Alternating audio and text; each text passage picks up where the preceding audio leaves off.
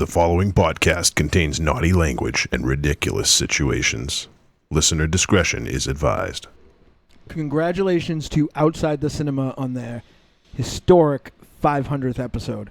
Except I almost forgot about that because Michael Ravenshire is the loudest motherfucker alive. Like, he sounds like a fucking thing of bulls coming up the stairs. He's shaking keys. He's already sat down for 45 fucking minutes, but for some reason, he won't eat his pizza on the podcast because I'm professional, but he fucking leaves and shows up like 2 minutes after we start recording. That's really professional. What the fuck? Welcome to Trick or Treat Radio.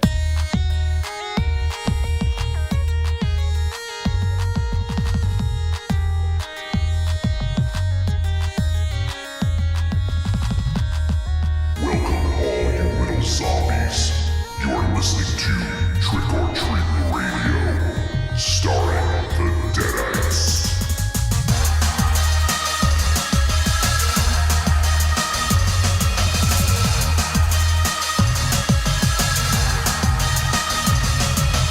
Welcome to episode 267 of Trick or Treat Radio. Trick or Treat Radio is a phantasmagorical spin kick straight through the heart of pop culture. Navigated by the Deadites. The Deadites are the world's greatest electroshock band. We destroy monsters, we drink booze, we win championship belts, and we occasionally do a creature double feature. A twofer, as it's called. Yes. 2 and 2. That's right. The old Chuck Woolery. Yes. A menage review. What? What? Hey, Does it work?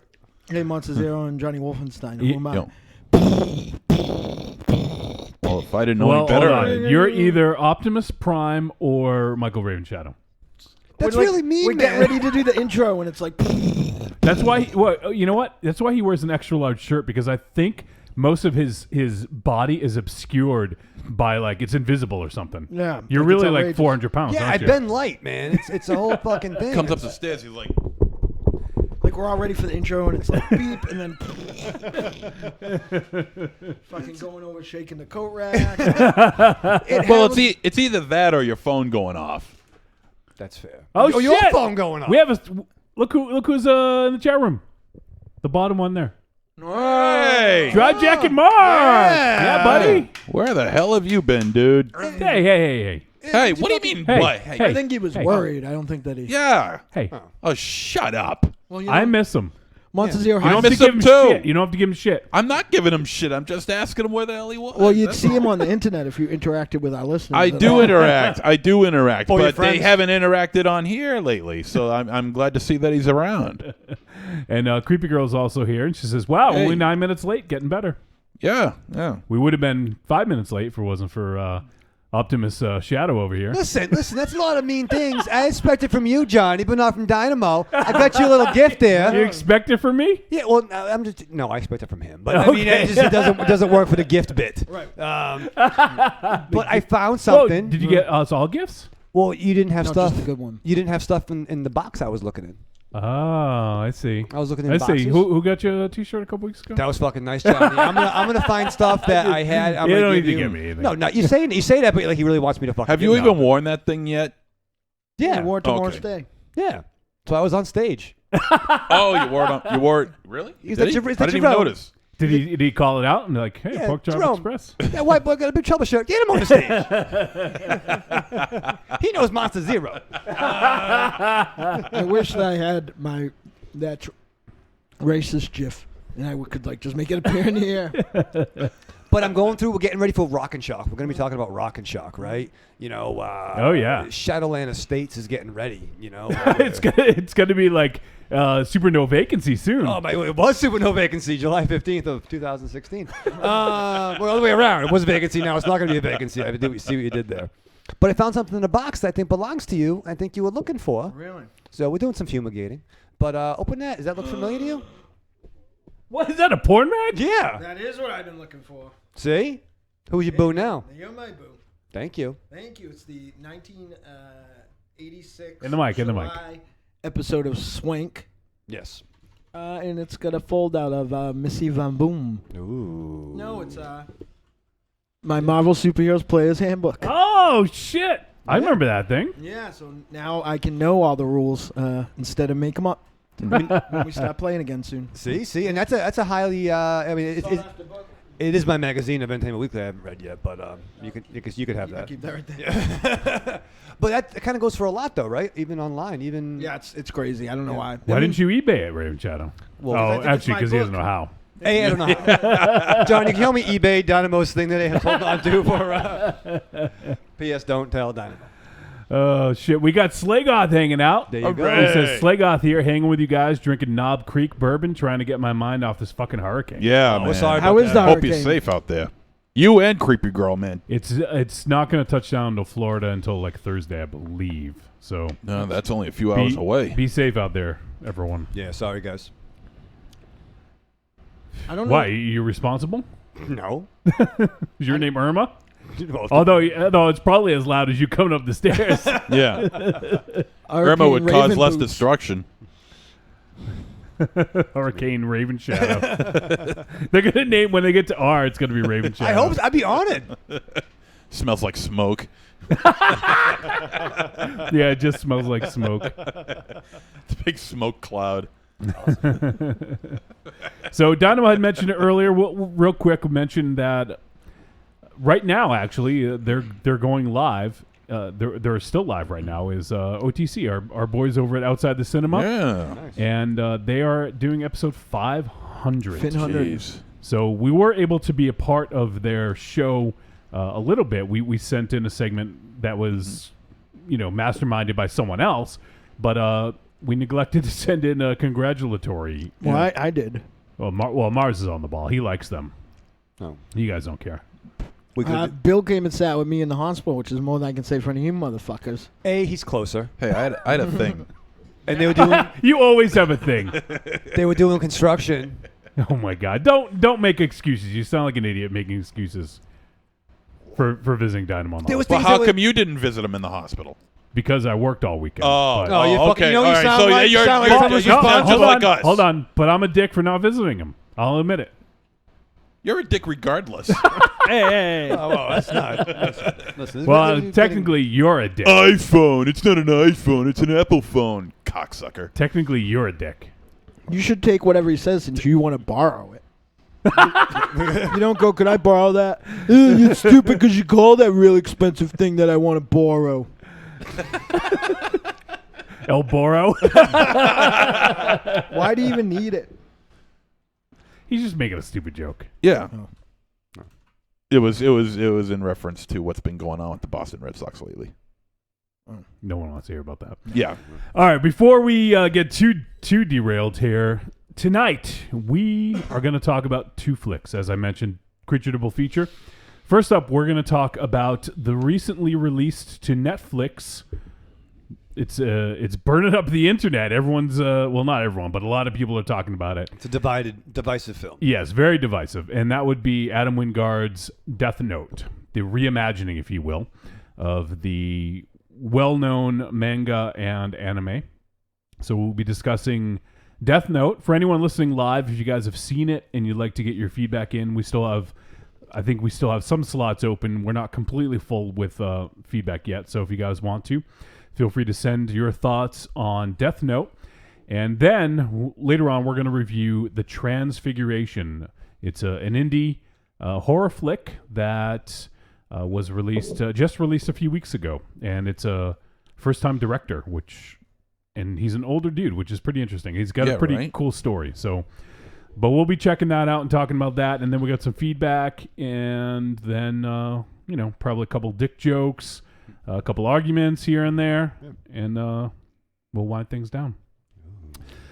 So, as was mentioned earlier, we were talking about Rock and Shock, and we're getting a little closer. We've got about 6 weeks, 5 weeks, is it? Yeah. 5-6 weeks.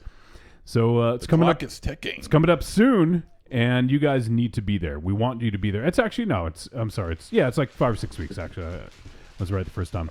We want you guys to be there. We want to hang out with you guys. Yep. So if you would make your plans to come hang out with us at Rock and Shock, which is going to be in Necronomicon, Massachusetts, aka Worcester, Massachusetts, at the DCU Center. Sounds like Worcester. Well, there's no H. I never understood why people. I never thought understood. Yeah. It would be like Worcester or Worcester. Yeah. Right. But, a lot of people just say Worcester, which I just don't get. But, all right, whatever.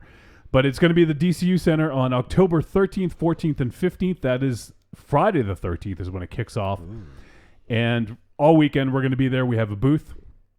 And all of us are going to be there. All verified just before the show. All 4 of us will be there pretty much almost all the time. Except Friday might be a little spotty because we have the Deadite show, which I'm going to talk about in just a sec. But all weekend, the 4 of us will be in attendance, and I'm sure we'll see some other Deadites there. Yes. And we're going to have some other cameos, some other amazing folks traveling in from out of town. So please do swing by, and if you guys want to plan out the whole weekend, there are hotels nearby. If you're flying in, we can try to hook you up with rides to and from the airport. Just gotta let us know. So podcast at trickortreatradio.com if you guys need some more information. We'll direct you in the right direction. Or on Twitter at the Deadites, and also on the Facebook group. Just go to facebook.com/groups/trickortreatradio, or just do a search for Trick or Treat Radio and ask to join the group. Raven Shadow, do you remember that old tagline about the fib? Yeah, it was awesome. What was it? There's no such thing as strangers, just friends we haven't met. No. Hey, I remember you thought I didn't. You thought I didn't. Okay. When the show ends, the conversation just begins. Ah, there you go. See, it's been a while. That's a callback. I could to like 40 episodes ago, Yeah. 50. I didn't 60. remember. I was on the fence till it came out my mouth. Drive Jack and Mark says, I wish I could have been your nurse, Dynamo. I would That's love legit that. too, because he's Yeah. a caretaker. He's a nurse. I didn't have a bedpan or nothing. It was a really easy job. No, Slate. They did give me an enema one day, allegedly. Oh boy, allegedly. Yeah, what's on You the don't bill? remember? Huh? It's on the bill. Is there How any, much? What's an enema? I don't do is much. there any video of it? Oh God, I hope not. There was a camera like going right in his butthole. Yeah. It didn't work, so. Can we get the video of that? Why, you weird motherfucker? You are fucking weird. You are a weirdo. Can you imagine the weird things in Dynamo's ass? What are the weird things in your fucking mind? Right. In your closet, under your bed? Can you imagine a guy that imagines the weird things in my ass? I don't have to. He's right here. I can picture hamster skeletons and That's awesome. and Real keeper, huh? used condoms, Creepy girl, huh? Condoms. And, Wow. Slagoth says, Raven Shadow, I'll sleep on your goddamn porch because I know the weather will be nice. Oh, baby, you don't even know, man. I got some things happening. You got a shed, right? You got a shed? I got a nice shed. No, but Slagos in the house. You know what? tube of Are you going to do the chapstick. tour? Are you going to be like, and here's where Dynamo lives part of the year? Oh, yeah, we might go to the old NCW arena. Yeah, I don't know if you do that. Can't do that anymore. Those people almost called the police when I slowed down in front of the house. That's true. Riku is also hanging out. I'm Hey, all right. glad Riku is hanging out because I'm really curious to get some of his perspective on Death Note. And he says, evening, guys. I tried to find my replica Death Note journal for this occasion, but I guess I got lost in the move. That sucks, man. well, that's Hopefully bad. you You can don't find want it. anybody to pick That's that because up. that means Yeah, someone else yeah. has it now. Oh, shit. You're in big shit now. Sheetsy's hanging out. He says, hey, friends. Hey. No. What's up, Sheetsy? I recorded a new segment today for a new segment on Punch Farm, which is my music recommendation. Yeah? So What'd you recommend? I'm not, you got to listen. Oh, okay. It was. I'm pretty Sorry, excited it about hasn't that. happened yet. Devin Townsend. Every week. Oh, we did. We got a voicemail from Riku. So awesome. Right. I'm looking forward to hearing that. I also will be recording an episode of Strange Highways tomorrow. Yeah. So I'm super about excited. I'm that. getting back in the game, even though I don't have anywhere to record podcasts on right now. Because if my Mac was a person, I'd be saying that we should probably pull the plug. I'm going to be there. I'm going to not sound very good, but I'm going to be there. I'm going to sound like I might be on the phone on my porch. Well, you can't sound any worse than MZ used to sound. Oh, my God. What are you talking about? Hey, guys. Uh, I think this movie... Give me the head of Lindsay Lohan. Hey, those, fuck it. Perfect. I appear not to make that much more sense now. Don't I? Remember one of the first times he was on the show and he gave us a top 13 list that was just wrong? Yes. Of all was it the films remakes or? Yeah, of all films that had been remake, even though he said. Oh they no, were. was it the best films that We're not remade. were not remade, sequelized? The first one was like Dawn of the Dead. No, asshole. No. But Tiny kept finding him like, no, this was remake. Yeah. Hey, but I did have The Thing. Hey, but I still have the top 13 most fucked up horror films, You and did. that's, That was a and that's good one. still talked about. Yeah. The number one on Monster Zero's list was remade 3 times. That's right. Yeah, in fact, about that list, there's some police officers in the hallway that wanted to speak to you about that list. I was dropping acid at the time. Leave me. You're the fuck dropping alone. ass. Drive Jack and Mark says they call me the Angel of Death, Mars. Good. I wouldn't have to be here. And Riku says I've been good. Finally finished with my move. Nice. Riku, moving is the fucking worst. Sucks. Tell me It's about the it. fucking worst. Oh yeah, you just did one, MZ. I never Yeah, want to move yeah. again. 2 How'd it months. go? Yeah, 2 months ago. Well, we finally unpacked the final box about maybe 3 weeks ago. Found the cat. That's actually pretty good. I think it took me 2 years to. I'll tell you. Really? got Because unpacked. I go to your place, it doesn't look like the place is unpacked at all. I'll tell Well, you. it's all in storage now. When I move next, I suspect it'll probably be into an apartment, and like that's like I fucking am terrified of that. Like, I have 3 apartments worth of stuff just downstairs, so I don't know what I could possibly do. Then you don't want to pay for storage because Yeah. Right. Well, storage is going to kill you. I mean that's costly. Yeah, it is pretty costly. what sucks is it's not that I can't afford like a house, like it's that I don't have credit. Like I don't have any credit. I'll give you some credit. You're Thanks. a good dude. Thank you. Yeah. You look good. Thank you. Like the beard. Nice goggles. I don't even. I think this is the first time you got your wound is. Well, they it's closed enough that I can just wear a Band-Aid. Oh, okay. I didn't even notice the Band-Aid. Yeah, I see. Yeah. You look. I Awesome, think you were man. faking, dude. You look fine. you faking. I want sympathy. You look good. That's why we couldn't go visit him. He wasn't even in the hospital. Yeah, He was it was a faking the whole fucking thing. lie. He was fucking in the porch. So He was on your when this porch? happened, He were was you on my eating? porch. So when this happened, were you eating like Twizzlers, putting them down your mouth and pulling them out of your neck? That's nice. Nice. I wish I thought of that. It makes like the cartoon like slide whistle sound. Hey, Dr. Bombay, is a drum roll.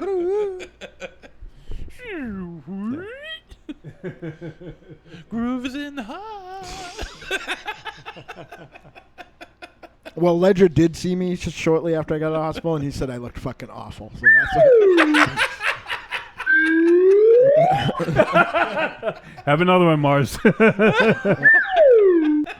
what. Twizzler. That's what it sounds like.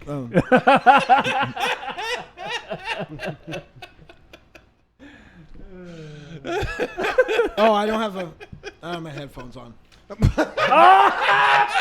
That's why I was doing the fucking slide whistle. Oh, sorry.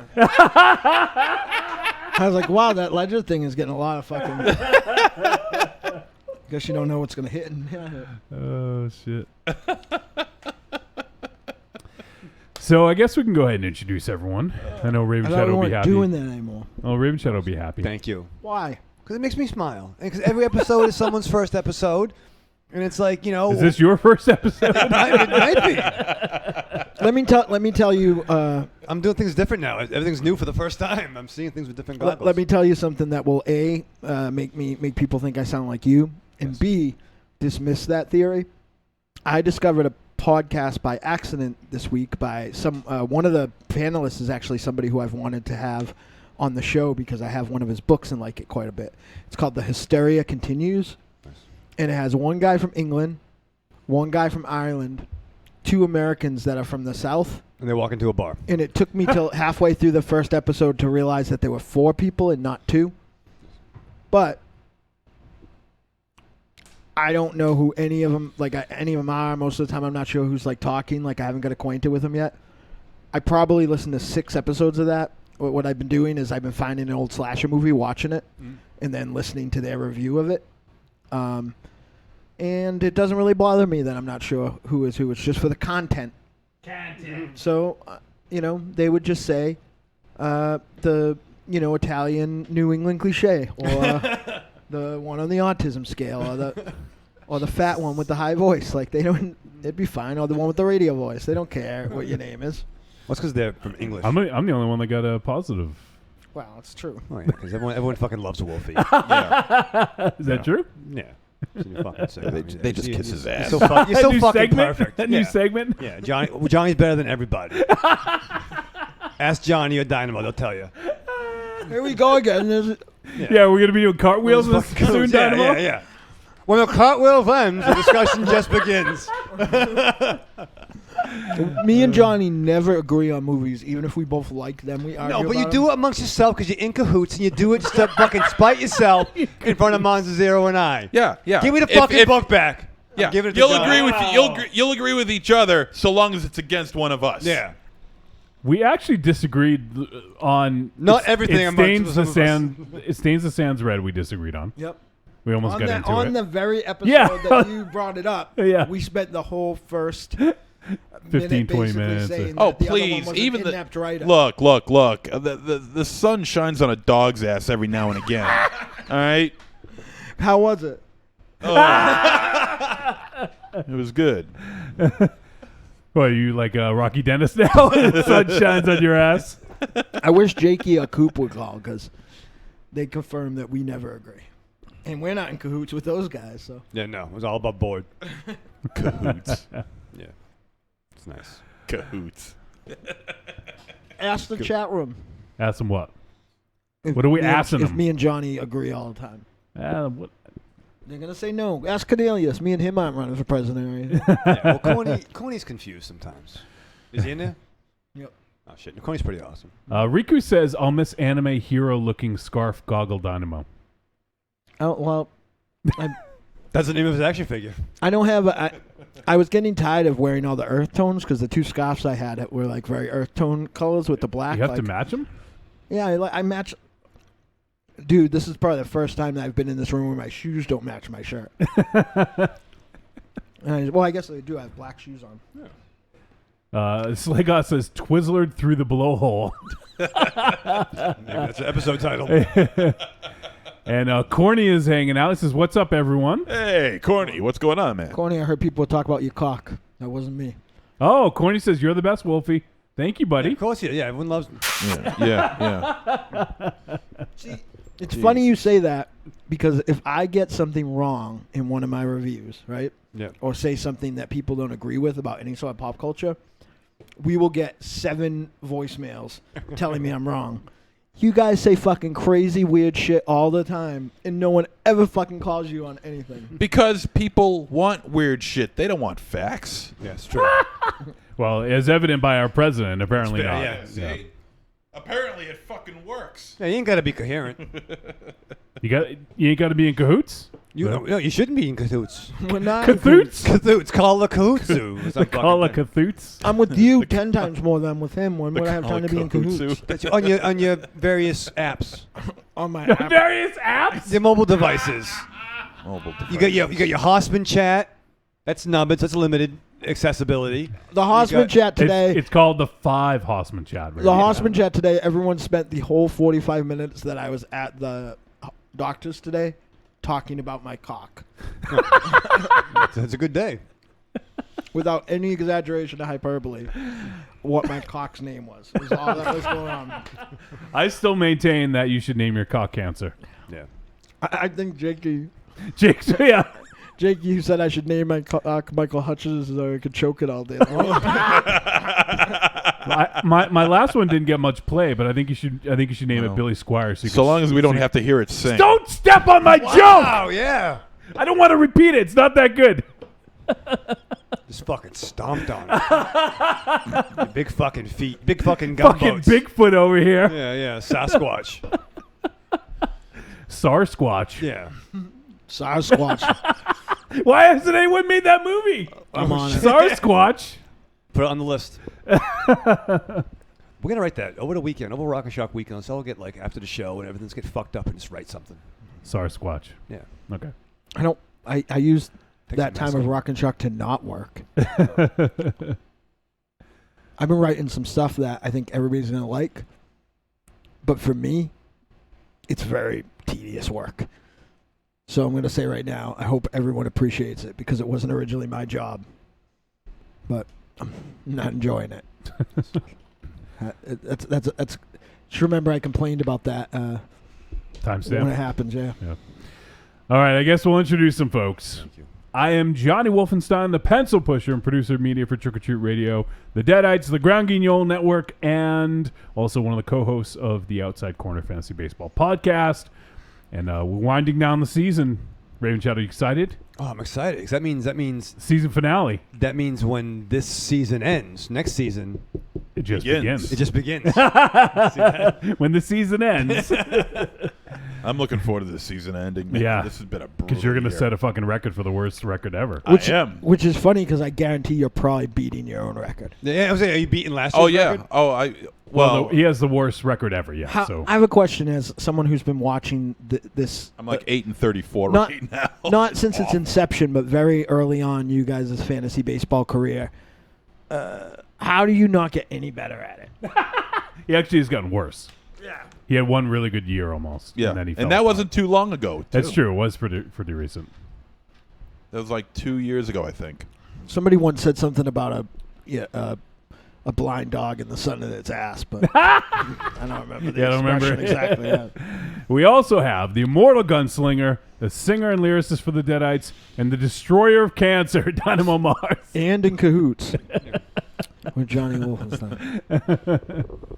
I'm still in the ring with that cancer fight right now, even though it's out of my body. So, I'm gonna. True. I'm gonna It's an ongoing battle. It's Yeah. it's like a one of those best of 7 series, Yeah, right? the never-ending battle. It's Yeah. like Yes. it's like Magnum and Nikita. And Yeah. It's Chris 85. Benoit and Booker T. Right.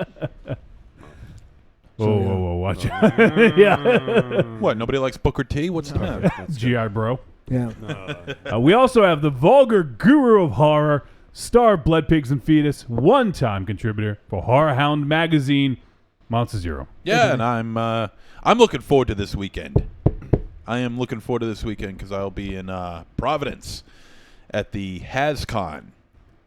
And what that is you all know Hasbro toys, and No, I never heard of them. They're a big company. Well, anyway, they are doing a convention in Providence this weekend. This weekend, and a whole bunch of people are going to be there. Oh, boy. Yeah, I mean, not just me, man, but Mark Wahlberg is going to be there. Oh, boy. I know, right? Oh, it's a transformer. Well, speaking of Transformers, Stan Bush is going to be there. Yes. Susan He's Blue. got the touch. He We hung does. out with Stan Bush one day. He was Yeah. not very friendly. No? No. Well, That maybe it was sucks. somebody who I thought was Stan Bush, and he was confused while I was talking to him. But There are a lot of Stan Bush impersonators out there. Yeah. we saw him perform, and he cursed, and it was like a big dilemma. Really? Yeah. Well, what did he say? Like, fuck you or something? I don't remember. It was like in between songs, but it was like at a family thing. And all I remember about it is that somebody asked somebody to go find out if he cursed, and I wasn't positive how. Like, Wow. go find out if he cursed. Like, I was like, who are they supposed to ask? Look, there's cussing in the movies, so I don't have a problem Yeah, with it's it. true. It's very true. And let's see, who else is going to be there? Oh, well, Frank Welker and Peter Cullen are going to be there. I'm looking forward to finally meeting them. I'm going nuts. Of course, Peter Cullen is the voice of Optimus Prime and Ironhide, and Frank Welker is the voice of so many characters, from Megatron to Soundwave to Galvatron to Rumble and Frenzy and Wheelie and a whole bunch of others. I mean, it's just crazy how many voices he does. There's only 7 dwarfs, so I didn't even know some of them. Oh yeah. He does even more. I think he does Shockwave too, and I love Shockwave. So anyway, yeah, he's going to be there. Susan Blue is going to be there, who's the voice of RC, who is also in Friday the 13th Part 7. So RC was? the voice of RC. Oh, Yeah. the robot was. That'd be a fucking movie. Yeah. Now that would be a movie. Yeah. Jason A just Transformer fucking stab versus him. Jason Voorhees. Just fucking stab him. Jason doesn't care. And let's see. Well, also as far as sports people go, Big Papi David Ortiz and Jackie Bradley Jr. are going to be there, and Stan Lee's going to be there. So what's Stan Lee playing? The crazy thing is Stan Lee was at Boston Comic Con a few weeks ago, and Yeah. everyone was saying it was his last East Coast appearance. Apparently not. Nope. Well, He probably just He didn't leave he yet. got paid enough money to. yeah. He just wandered down to Providence. Yeah. Well, maybe he's only going to be there one day. Who knows? Hey, get out of there. Excelsior. Oh, Stanley. I don't know. But anyway, it's going to be a blast. There's going to be a shitload of cosplayers there, a shitload of Transformers there. There's going to be a bunch of My Little Pony Enthusiasts. enthusiasts and actors and actresses from the TV show. I wonder if as well. Alex DeCampi's going to be there. She wrote the My Little Pony comic. Oh, I don't know. If she is, tell her I said hello. I should. Dynamo says hello. You got to get the guy that plays Optimus Prime to say Arriva Dirch douchebags in the Optimus Prime voice. Yeah. That's your mission. Yeah. Yeah, why don't you take someone's Apple Watch Yeah. and get some sound bites? Yeah. A Trick or Treat radio bumper. Yeah. Yeah, I'm Optimus Prime and you're listening to. Yeah. I mean, I could try. Try. Then they'll try and throw me out. But Oh, you know what? Before I forget, I wanted to talk about it last week, and then it got brought up randomly this week. Did you hear that soundbite that's going around with Booker T talking about the Best of 7 series with Benoit and how he didn't like it? No. Yeah, really? I guess Benoit killed his push. Oh, No. wow. Oh, wow. I just made that up. Was it bad? It was pretty good for just making it up. Yeah, it's good. I mean, the real life horrible tragedy was worse. But So anyway, I'll be there Sunday, and Sunday. and I'm looking forward to it. It's going to be Sunday, a blast. the good convention day where everybody's left by noon. That's right. Yeah. That's right. Most Exactly. of the guests, too. Exactly. I bet you're going to go and I see am a lot gonna- of fucking bands. I don't give a shit what you say. You could just keep on yapping. I'm you couldn't- going to enjoy it. you couldn't go there on Saturday on the best day of it and then go see No, your are you friend's kidding 40th me? birthday party with First your of all, other friends? I'm working that day. Okay. So are you Second- not going to your friend's 40th birthday party, even though it's right down the road from where you're going to be? Yeah, you should swing by. It's going on all day.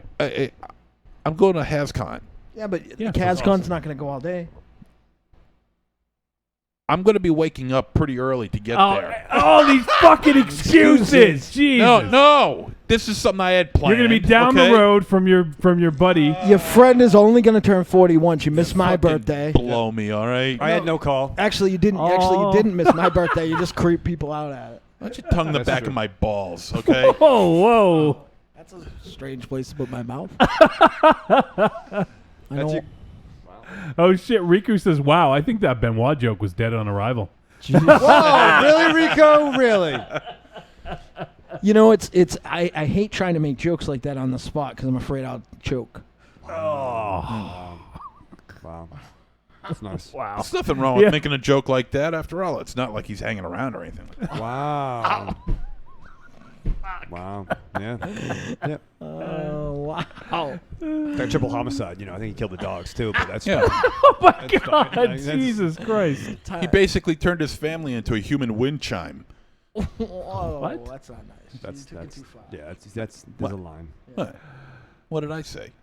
No, it was good. It was really dynamite. Jakey, that was for you, by the way, so if you're out there still. I'm not positive Jakey still listens. So. Oh Xbox shit. didn't kill anybody. Oh shit, we have another person who hasn't been around in a while. Lost in Atlantis is hanging out, Mark. Wow. How are things in Atlantis? What? Submerged. Wet. Well, hopefully they're not getting any fucking disasters out there. Yeah. No. Riku says that's too far, MZ. Thank you, Riku. Thank At least you. Riku knows where the line is. Yeah, Ah, fucking shut up. Boundaries. You're really turning heel on our fan base. I am. I hate all of you. Wow. Jesus. Even Lost in Atlantis? No, I love her. Oh, she says it's hot. Damn hot. It's hot Atlantis. It was raining so hard today at one point, people were pulled over on the highway. It's fucking outrageous. I don't know what the problem was. People were like, is this like snow? This is like snow. All right, so I guess we'll. You fucking like doing this. I legitimately forgot. I didn't. You could see Raven Shadows chopping at Yeah, I the. know. When are you gonna get to me? When are you gonna get no, to I know me? what you're doing. I know what you're doing. We have the chain smoking, hand kissing, baby shaking, lorazepam loving, comic book reading nerd, the official smoke chamber for Castle Wolfenstein, the Pippa promotions, and the Italian rapscallion, Michael Ravenshadow. Thank you, John. That's how it's done. Now put your fists up, raise like the Infinity Gauntlet, and get ready. We're gonna fucking For what? fucking. That wasn't a very good rhyme. I'm not sure. That's not really a hell was rhyme, that? but I'm like a visual. Are you gonna rhyme gauntlet with gauntlet? Yeah, jump on it. I got the Infinity Gauntlet. I'm just waiting for Monster Zero to be like, anyway, for comic book artists, this person's going to be there and this person's going to be Well, there. look, it's HasbroCon, voice actors that nobody knows. And as far as sports goes, Yeah. we'll have. Well, no, I know those voice actors. Well, yeah, no, I know. But Everybody's got to be a dick today. You Not know? me. I'm not a dick. You're not a dick. Creepy girl, we said hi to you right at the beginning of the show. What She did I says, do "Get that some made me a chopped liver." dick? No, I said you're not a dick. Thank you. you're an asshole. Los Atlanta says, "Love you too, MZ." My Hey, baby. Crooked. Oh, don't, Jesus. Ladies don't like it when you call them baby. Thanks, kid. No, babies don't like it when you call them ladies. So what's your point? Wow. Jesus Christ. You always got to find something to say. You know what? I rescind my I rescind my dick comment. You know what? You are a dick. Ladies don't let your babies grow up to be babies. Say, come on. Creepy girl says, "Guess some chopped liver." Say, call her baby. Baby. Baby. Baby. Baby. Why don't you go keep her safe in the hurricane? Why don't you be like? Yeah, why don't you be a fucking Yeah. hero? Be like- Go down there and pull her Go up down there, then go down there. and Stay then there. Keep her satisfied. Yeah, be Stay nice. stay on the coast, on the east coast of Florida. Yeah. Be like, baby, I know you're out there, and the winds are coming, and the storms are brewing. But just so you know, I might be far away, but I'm close to your heart and close to your mind. Shit, Wow. that's And good. I could be Yeah. there, and I could be there if I could get time off from work. But no, baby, I know you're out there. Just know that I'm only a phone call away, a text, a message, a poke. Whatever happens, I'm there, and I can be there. I can be your zero hero. Nice. I could do that. Why That's don't you good. do that? You should. You should. Listen, creepy girl, if you show up here and get a hotel room, show up on Thursday, Monster Zero will come and see you Yes. on Sunday in between 7 a.m. and 12 p.m. So that'd be when he'll fit you in because he's working the rest of the time. Or if you can get tickets to HasbroCon Right. on Oh, yeah. Sunday. That's another thing. Flo Rida's going to be there. Oh, fuck yeah. yeah. And James Gunn is going to be there as well. Interesting. That's cool. What's he gonna? Why is he at HouseCon? Probably sell. Why is anyone except for the fucking brony people in the Optimus Prime? oh my God! There's gonna be a ton of bronies there, MZ. You're gonna. Oh, fit right, I know. you're gonna I fit know. Right in. No, Sugar no, Hoof. no. I'm not going to be fitting Sugar right in. Hoof, apple bottom. The fucking pink one. I can't believe that you're going to HasbroCon, but this is the same guy that wouldn't go see Star Wars on opening weekend because he didn't want to be around nerds. No. Yes, No.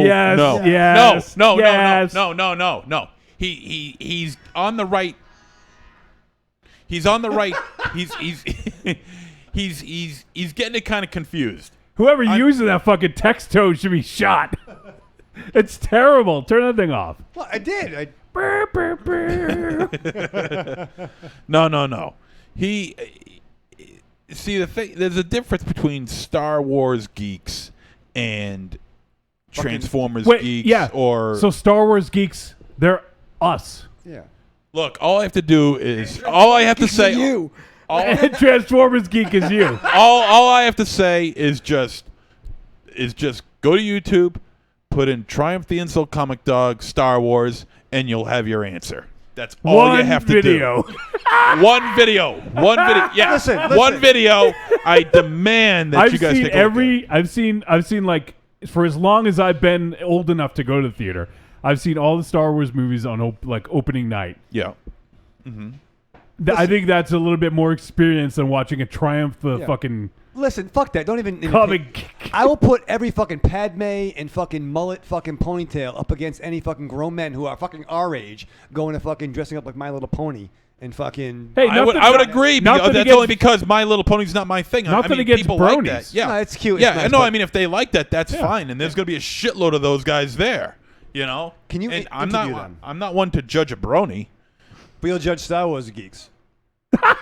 Yeah. I love how your socio-political thesis is based on a fucking Conan O'Brien skit from 9 years ago. First of all, every time a new Star Wars film comes out, that video is completely relevant. Okay, and as far as they continue putting out Star Wars films, whether they're He's good or talking bad, about Star Wars, the biggest property whether they're good or in bad, the history of the fucking world. whether they're good or bad, that video alone stays relevant. Everybody loves Star Wars. It's a cross-section of the whole entire fucking world. Yes, I like Star Wars too, but I'm just not a fucking spastic bastard about it. Play any fucking double I'm tap not with a a transformer. spastic. Play any double tap with a transformer. Anything. Transformer when he's doing Grimlock with the fucking barmaid outfit. I think my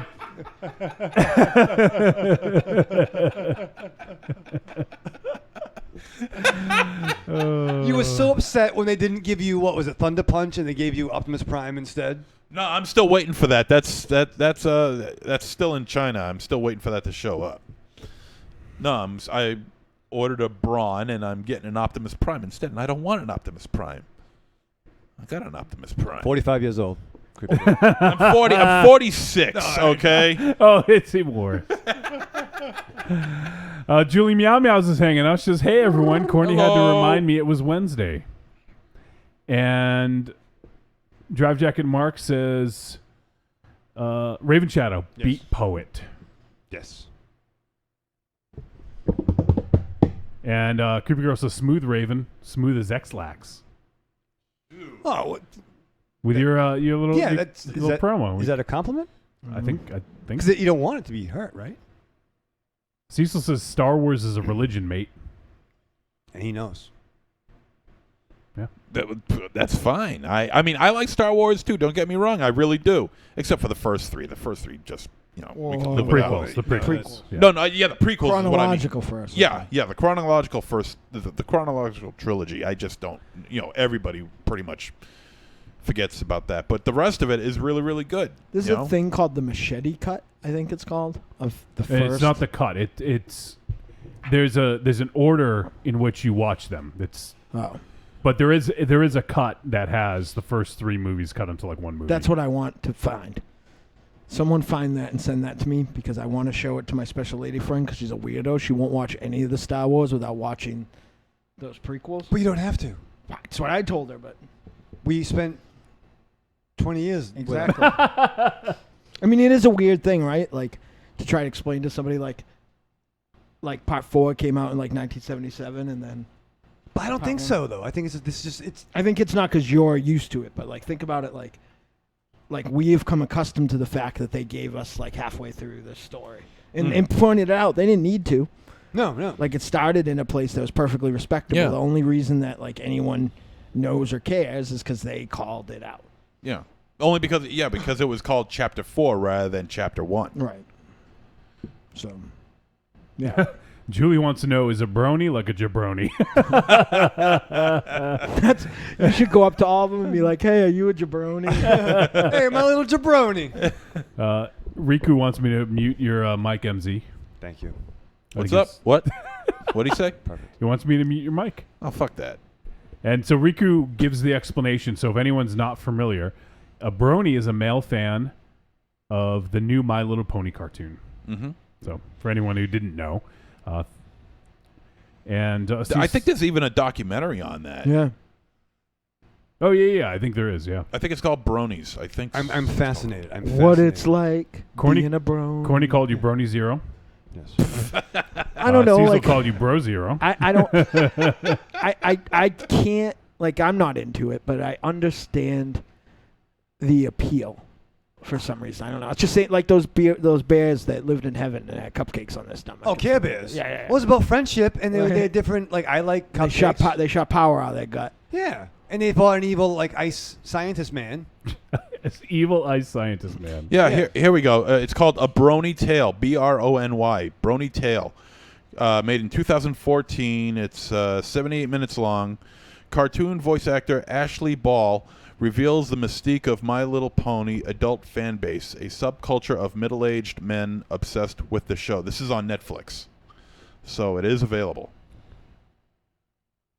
There you go. Yeah, I'll put that You on. want to review it? I'll put that on my little list, and I'll My watch it little later. list. I'll watch that later. I haven't seen it in a while, so.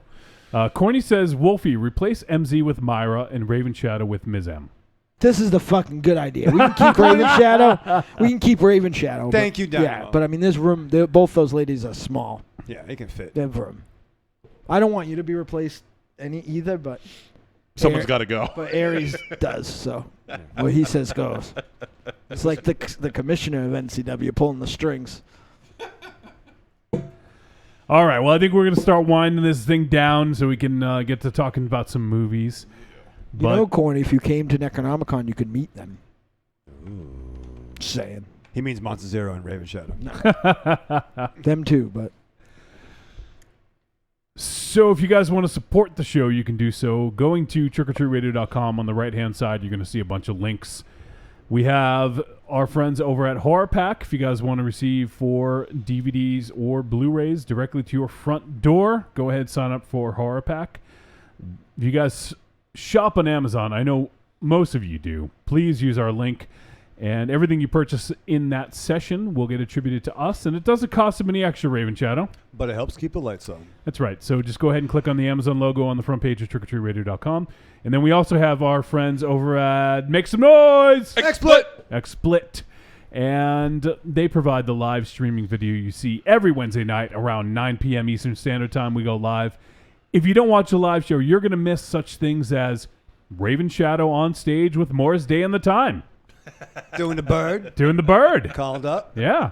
If you guys weren't watching the live show, you would have missed that. Now, you can watch the live show.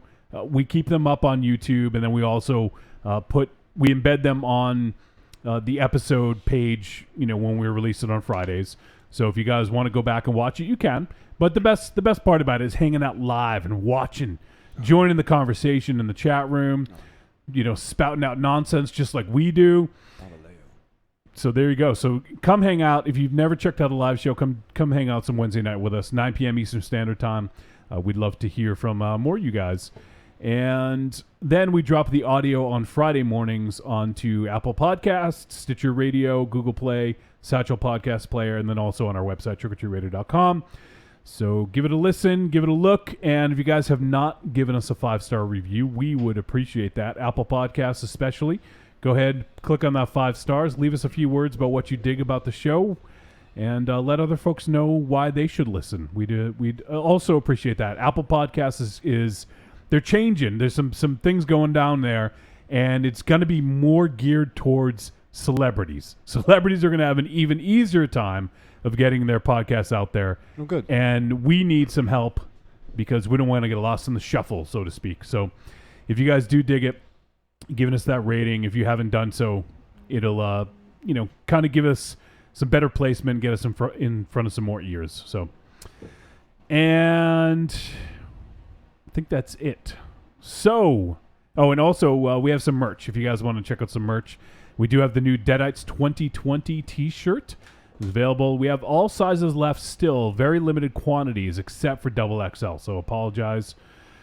We don't have XXL, but we have small, medium, large, extra large. If you want to go ahead and place an order for the Deadites 2020 shirt, you can do so on trickortreatradio.com. Go ahead and head over there and then click on store. And then we also have the Greatest Hits Volumes 1 and 2. And there's been some talk about doing another one, maybe a 3 or 4. So if you guys think we should do it, let us know if that's a good idea. And also if you have a favorite moment, segment, bit in the last several years or even last several shows, just let us know which ones you guys think should be on there, and then we'll make sure that happens. So, all right. So, Raven Shadow, Yes. Since we're going to talk about Death Note first, Yes. you sit down to watch Death Note on Netflix. What do you do to prepare for a movie that as divisive as this? Oh, I actually stand up and I actually go to the actual movies. What? I went to the movies. I went to the movies for the first time. Death in a long Note's not time. playing there. I looked. It wasn't there. So Sunday went to the movies. Didn't see Spider-Man. Didn't see Atomic Blonde.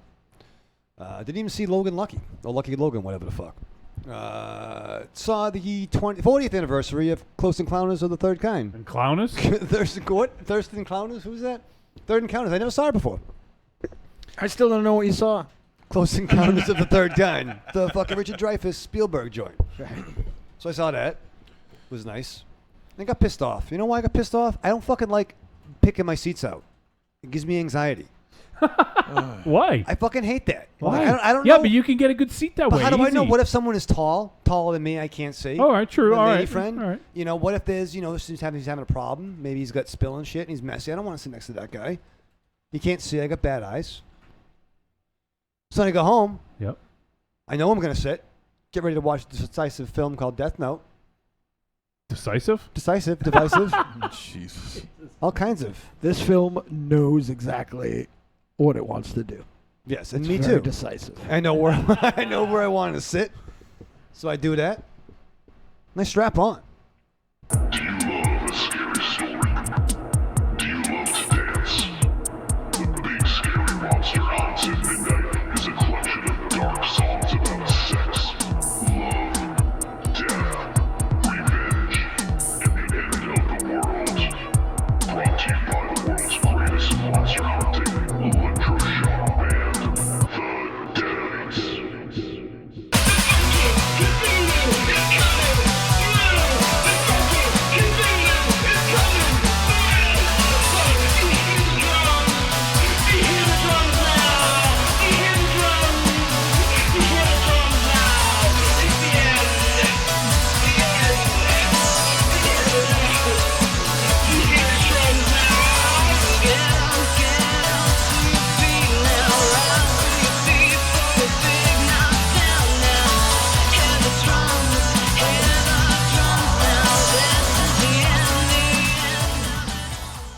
Available on iTunes, Google Music, Amazon, CD Baby, and all other digital distribution sites. Trick or Treat Radio is the greatest podcast ever invented. The spelling is very bad. I'm not sure who wrote this. And the Deadites, is that a company that procures houses? The Deadites. Oh, it's the Deadites.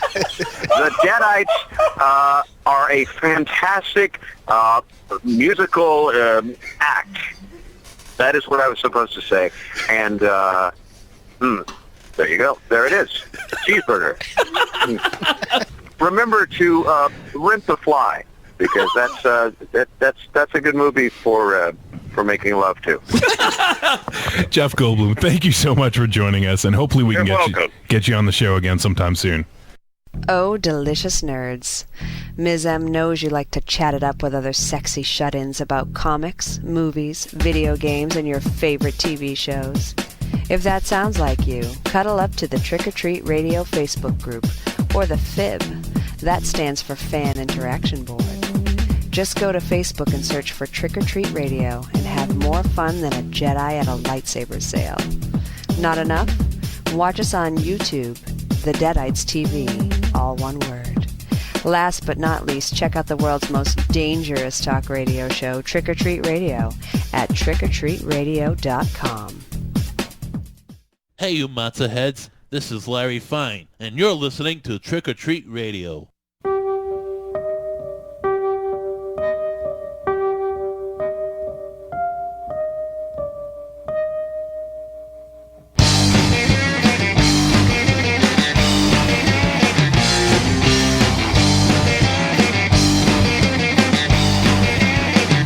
When you disagree with the light, they're gonna come back to life. Every spirit's gonna haunt you 25 years and the curse continues. You can't stop it, no matter how hard you try, baby. You're gonna die. An exorcism in the night.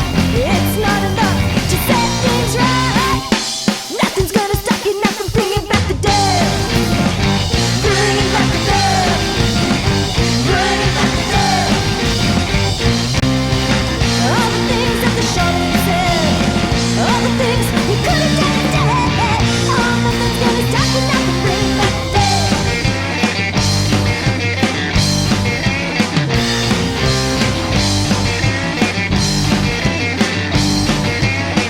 If I die, you're still alive. You've made contact with the other side. Life and death. And we're back. That is the Evil Streaks and their new track, Bring Back the Dead. Sounds good. Yeah. Awesome to hear some new stuff from Myra, Rev, and the rest of the Evil Streaks. Dynamo, you're digging that, huh? Yeah, she's so hot. It's fucking ridiculous. Yeah, It hurts. my She's brain. she's uber cute. Yeah. That's where she's dangerous. She's cute. And then, like, on a dime, she's like femme fatale. I believe it. Yeah. I've never seen her like that, but I can believe it. Maybe I made that up, and I've never seen her like that, but in my head, that's how it is. But no, I mean, she's such a great guitar player and such a great songwriter. I guess John wrote the lyrics to this particular song. But they're both of them are two of my favorite guitar players in the world. So both have such a distinct tone amongst the style of music, and so cool, and just nobody sounds like Myra. So it's the fucking best. We're so lucky to have her in the band. So everyone can go buy the new single for $1.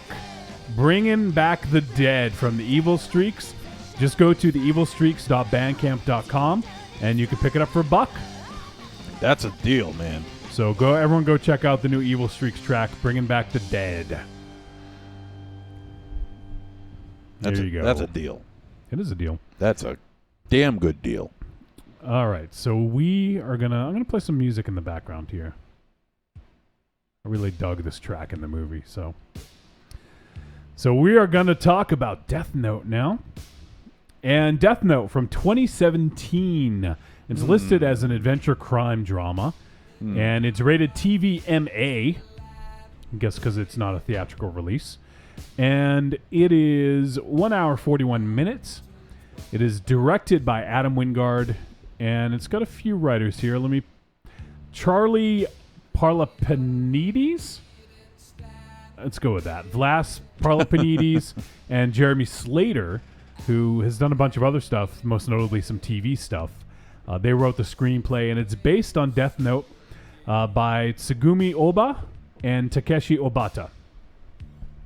And it originally started out as a manga, got turned into the anime series, and then also there was a live-action series in Japan as well of, I believe, 3 movies, if I'm not mistaken.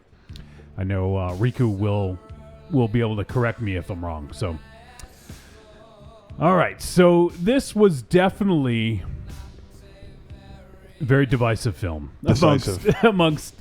Decisive. Yes. Well, this was, I ended up talking to some young people a couple of years ago when I was hanging out at the shop and talking about anime. And I'm like, I like anime, I like Star Blazers, Force 5, that kind of stuff, Robotech. And these kids didn't know what I was talking about. But the hotness was they kept talking about like Full Metal Alchemist, Attack on Titan, and Death Note. And this is probably like 10 years ago. Was kind of the new stuff. Yep. I've never saw the anime, so I tried coming into this or the manga from a different perspective. Coming in cold. Yeah. So let me go through the cast. It features Nat Wolff as Light Turner, Lakeith Stanfield as Elle, Margaret Qualley as Mia, Shea Wiggum, Willem Dafoe as Ryuk, the voice of Ryuk. Jason Lyles portrays the live-action Ryuk. Paul Nakauchi, Jack Edlinger, and Chris Britton. So this film here, the synopsis: a high school student named Light Turner discovers a mysterious notebook that has the power to kill anyone whose name is written within its pages, and launches a secret crusade to rid the world of criminals. And Marsman, you said his name earlier. Jakey Poo is now in the chat room. Oh, wow. And he says, does Mars look extra handsome tonight, or is it just me? It is just you, but thank you. I just didn't even think you listened to the show anymore, Jakey, so I'm glad you're here. And Corny says, Wolfie, Julie's birthday is tomorrow. Well, we should probably sing, right? She sang for us. MZ, you want to sing? Actually, yeah. I should probably go there. You should go where? To visit her. Go visit her? Yeah. Dressed as Blue Beetle. You'll definitely get a bwahaha when you show up. Did Blue Beetle ever have a scar across his neck? Couldn't tell. I wore a mask. Yeah, that's true. That's why he wore the mask, so he could hide a scar on his neck. No. Jakey says derisively and decisively divisive. All that. That's good. Concisively. It's Elton John. No. John. It's I wonder if Mark knows this band. It's a band called Australian Crawl. I know Dry Jacket Mark's done that before. From one house to the next. Yeah. Yeah, Mark has definitely done an Australian Crawl. You got to crawl over a wallaby. Watch out for the dingo. We got to make sure we don't forget Julie's 21st birthday here. So you want to sing? Is that what you're saying? I can't sing, but I do want to sing. All right, so go ahead. You guys will have to sing. I can't sing. Yeah, you can. You're the front man. Yeah, I also I have a fucking legit hole in my neck right now, and I sound like Willie Whistle when I sing. All right, well, happy birthday, Julie. Happy And birthday to you. Happy birthday to you. Happy birthday to Julie. Happy birthday to you. What's your phone number? What's your phone number? What the fuck? What? That's nice. Why are you asking her phone number? Oh, I thought that's how it went. She's married. Married? Yeah, married. Now Julie says, "Blah ha ha, Dynamo. Yes, come visit. I'll dress up like Booster and we can go to the Cooey." Mars. Cooey. Who's next, Johnny? All right, back to Death Note. Jakey, talk about how handsome I am. So, if you guys look on IMDb, this is a fucking... I don't know why you'd look there, first of all, but if you do, it is like a cesspool of people bagging on it. Right, wrong, or indifferent. I'm not going to say right now either way, but this is a property that means a lot to a lot of people. Yes. We can appreciate that, right? Sure. Oh, absolutely. I mean, there's people who are like, "Oh, I really enjoyed the Constantine film." Like, whoa, what the fuck? Yeah. You know what I mean? So I get it. Or, someone... You're actually like that with everything that you love. Like, you No. like it violently. No, Or that's not angry. true. Or someone could be Do you like... listen to the show? What show? Or someone could be like, "Oh, I really love those Michael Bay Transformers movies." And MZ's going to be like, "Are you fucking kidding me?" No, he really likes those. But Michael. if he goes to them all. He goes to them all, but... I didn't go to the last one. But you go to see them because you love the property so much. And you're hoping for something cool, right? Yeah, there's always that hope that something is going to trigger. You're hoping for more than meets the eye. Granted, you are correct. You are correct, and I stand maybe a 0.5% chance that something good is going to happen. Because they'll probably break the formula 7 movies in. Right. Probably. But I'm willing to take that chance. I mean, at the very least, as to hear Peter Cullen's voice anyway, on the big screen. Ooh. So we all have that thing. There's... For me, I was actually trying to think about it. And the one that really comes to mind for me was when Zack Snyder's Dawn of the Dead came out. I was bagging on it hard. I did not care. I did not want to see it because Romero's Dawn of the Dead is one of my favorite movies of all time. Mine too. And I just was like, why would you even do this? Why? Like, I just didn't understand it, So I can look and see and appreciate people giving this movie a ton of shit because it's not what they love, Yeah. But it seems like these people may have given it a chance and then didn't like it. That's alien to me. Yeah. But today in a conversation, Jakey made me pretend I understood, so I'll keep up that ruse. Because I don't know, like I didn't like Dawn of the Dead didn't bother me. Like the fact that there was a Dawn of the Dead, I just was never sure. The whole first 100 or so episodes of the show was predicated on me and him fighting about Star Wars. Oh, I thought you were remakes. Me and him fighting about remakes. Yeah. So I don't know. It never. I think it probably has a lot to do with the fact that when I grew up on Creature Double Feature, we were already 2 or 3 Frankenstein and Dracula's deep as far as like the Hammer and the Universal ones and the cheapy Spanish ones. Right. So. In comics, Yeah, so we can appreciate that, and that was one thing I was thinking of, because when I was looking through some of the reviews, I'm like, holy shit! Like, people are just destroying this, and they're so angry. And I actually, I got to give some credit to our boy Jakey. We, in the Hossman chat, I said people are really fucking bagging on this, and like, I was wondering if other, if there's other.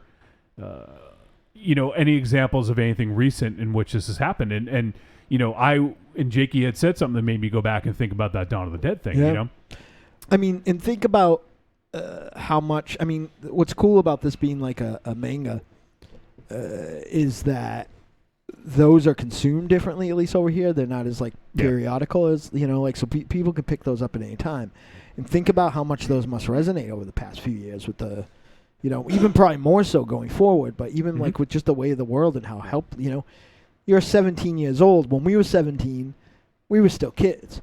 A 17-year-old now, because of the way the internet is, the world is way more big than them. Like the media and news, even consumption of a 17-year-old in 2017 is entirely different than a or a 15-year-old or a 16-year-old. So how much would this concept resonate with someone like that? Yeah. You know what I mean? Like for me, I still have a ignorant optimism, but like coming up like that, like there are probably people who like this, they hold this near and dear because it's like, this is their power fantasy in the same way that like Batman is, like one guy can go out and change things, but. Well, it's funny, like when I heard the premise about, you write names in a notebook, people die. I was like, what the fuck, what do you do with that? And then as the course of the film happens, like, or the manga, I'm sure it's a similar thing. You're like, oh, that's what they do with it. Yeah. It makes fucking sense. Here's the thing about, I don't know how long the manga ran, but the anime was 37 episodes, 37 22-minute episodes. That equates to about 13 hours worth of content. Yeah.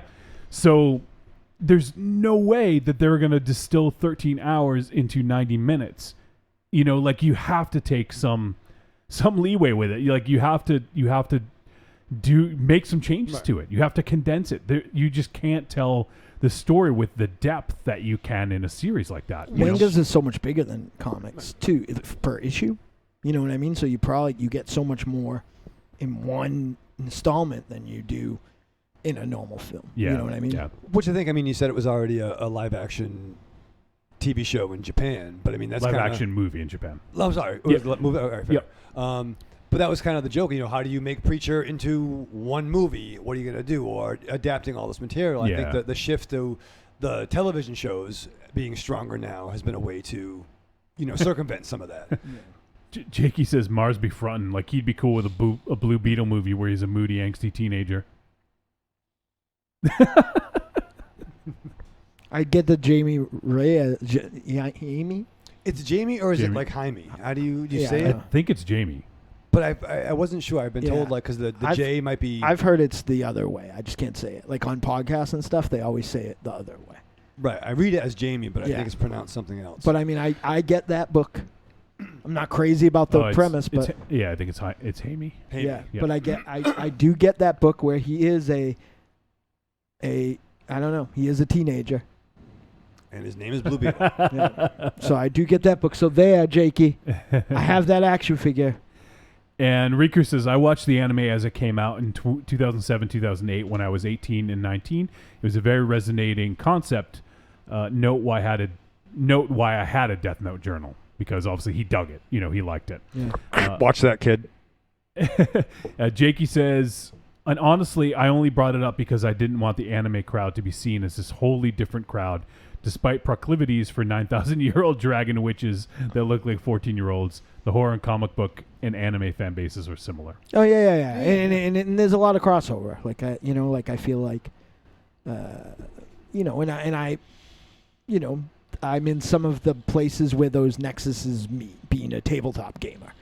Like that are a lot of my peers' comics are manga. Yeah. So I want to take a quick little detour here. I want to talk about Adam Wingard because we're fans of his. Yep. Like, he has done some good. He's done a lot of stuff that we've reviewed, And so he did. We never reviewed Your Next, but he did Your Next. He did one of the segments in VHS. He did a segment in the ABCs of Death. Terrible segment in VHS. No, in ABCs of Death. He did a segment in VHS too, and then he did The Guest, which I think Yeah. probably is one of our favorite, if not Love our it. favorite of his. And then he did Blair Witch, which I still haven't seen, which I know you weren't crazy about, Mars. You're better off not seeing it. Did you see it? Yeah, I saw it. Oh, okay. It's awful. Did you like the dinosaur? The Blair Witch dinosaur. Oh God. And then he did Death Note, and then upcoming, these are announced. I don't think they're in production yet, but he is announced to do I Saw the Devil remake and Godzilla vs. Kong. So he's definitely kind of shooting up.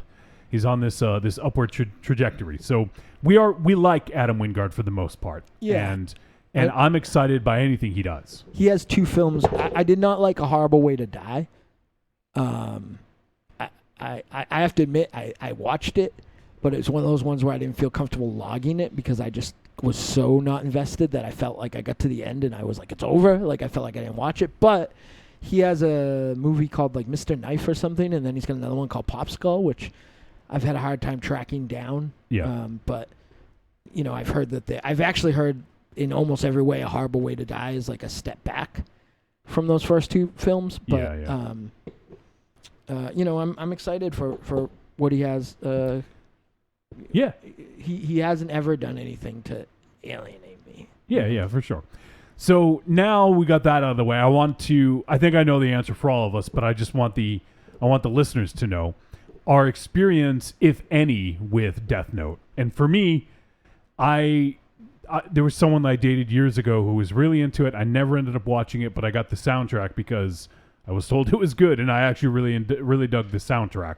So that's really my only experience with Death Note is knowing the premise, hearing it was good, and then listening to the soundtrack. So that's really all I knew about it. Did you have any experience, Mars? Just enough to know, probably similar to Raven Shadow, enough to be around that stuff, enough to know that it existed, and knowing what the main premise. No, not even really. No, having no idea really. Knowing what that what the main monster, I guess, looked like. Yeah. You know, seeing that in different things. Because like I remember when the Japanese film came out, seeing pictures and like I think it played a Fantastic Fest and stuff like that. You know, so that was all I knew. Just some of the way some of that stuff looked. But manga is. Everybody, like every nerd, I know a lot of multifaceted nerds, but manga is like my weak spot, like where I don't know, you know. Yeah, same here. I don't know that I've ever read any manga. I've watched a pretty fair amount of anime over the years. Not much recently, but how about you, MZ? I knew nothing about this until it started popping up on Facebook, and everybody's been watching it, whether raving about it or not. It didn't matter. It's just that I just kept on seeing it on my feed. Death Note. So I took a look at it, see what's going on about it, and I see okay, it's an anime, it's a manga adaptation. All right, so I figured I'd queue it up on my Netflix, and. But I've never heard of it before. Yeah, nothing about it. I had it queued up as well, and I just have never gotten around to it. Yeah, I knew nothing about it until until Facebook, and everybody turned me on to it. So I queued it up, and I figured I'll watch it at some point. All right, and the Raven anime Shadow. or the film? Huh? He's talking about the anime. Are you talking about the anime or the film? Yeah, the anime. The anime what? See, you queued up on Netflix was the anime. No, it's the film. Wait, the film or the anime? But we just reviewed it. It just came out. The film Sure. just came out. Yes. Yeah. Yeah. Okay. What? Raven Shadow, you pretty much had mentioned yours. You just kind of had heard about it from passing. Yeah, I knew it was, at the time it was it's been out for a while, but it was one of the hotter things going on. Yeah. I did speak to a young fellow before we reviewed it. And he's a big fan of the anime. And I mentioned, I'm gonna see Death Note. It's on Netflix, and his response was, "Ugh," kind of like Monster Zero. Yeah. And then after I watched it, I kind of gave him my review, and then he kind of gave me some. Well, we can get into it, but what the differences are between it, which we may Sure, or may sure. not get into. But Yeah. So I just want to start out with that baseline of none of us have seen the anime or read the manga. So none of us have a dog in the fight. We're coming Right. into it coming in cold. completely fresh on this. I knew the premise because I mean it's pretty obvious, I guess. But yeah, Mark? We're actually coming in reverse of probably, the anime manga fans. We're coming in as Adam Wingard fans. Yeah. Yeah, I would say so, yeah. And so just to get that out there, I want that to be clear when we talk about it because we're looking at it from a different direction than a lot of people. A lot of people seeing this may be huge, fans of the anime or the manga. And other people may have just come across it on Netflix because they're looking for something to watch on a Friday night, So it's smart that we're reviewing this based just solely on the film's merits and not any expectations of what came out before. Sure, I wouldn't say it's smart, but I just want people to know where we're coming from first. Yeah, I don't think it's necessarily smart. Yeah. I mean, if we liked it, then, if we liked the show, it shouldn't preclude us from dislike. Yeah, it. yeah. Maybe it may be the reverse, really, in reality, because if we had a little more forethought in that we were doing this, I probably would have tried to pick up a manga or watch a couple episodes of the anime. Yeah, I actually was gonna try to watch at least the first episode of the anime, and I just never got around to it because we had 2 movies this week. So Yeah, same. Yeah, it thanks a lot, kinda Wolfie. hindered. It's my fault, actually. Yeah. Damn cahoots. See what they're doing. You got a hole in your neck. You got enough problems as it is, so I'm not going to bust your ass for that. So if you're looking through IMDb for ratings, I would not necessarily go by the ratings on this one. It still is overall. It's got a decent rating at 4.6. It's a bit lower than average, I'd say. But there's hundreds upon hundreds, if not thousands, of 1-star reviews by people who love the anime and just didn't dig this. So go in with a grain of salt if you put any stock in that at all. All right, so let's dig into the movie. I loved the intro. Like I love the mood that this set right away. I played the track earlier as we're introducing. Yeah. I love that track, and just kind of love the way it just introduced itself. And I just thought it created this it kind of put me in the mood, so to speak. Like it got me okay. Like I felt like it was a good tone setter. In the mood for love. Yeah. Strictly because you're near me. Oh, now he can sing. It was tough. So we have Light. We don't need to run down too much. I mean, a lot of people have seen this. It's on Netflix. We don't need to run down too much of the plot. Hey, But Wolfie, real quick, one thing Yeah. I wanted to ask Yeah. from the intro on and forgot.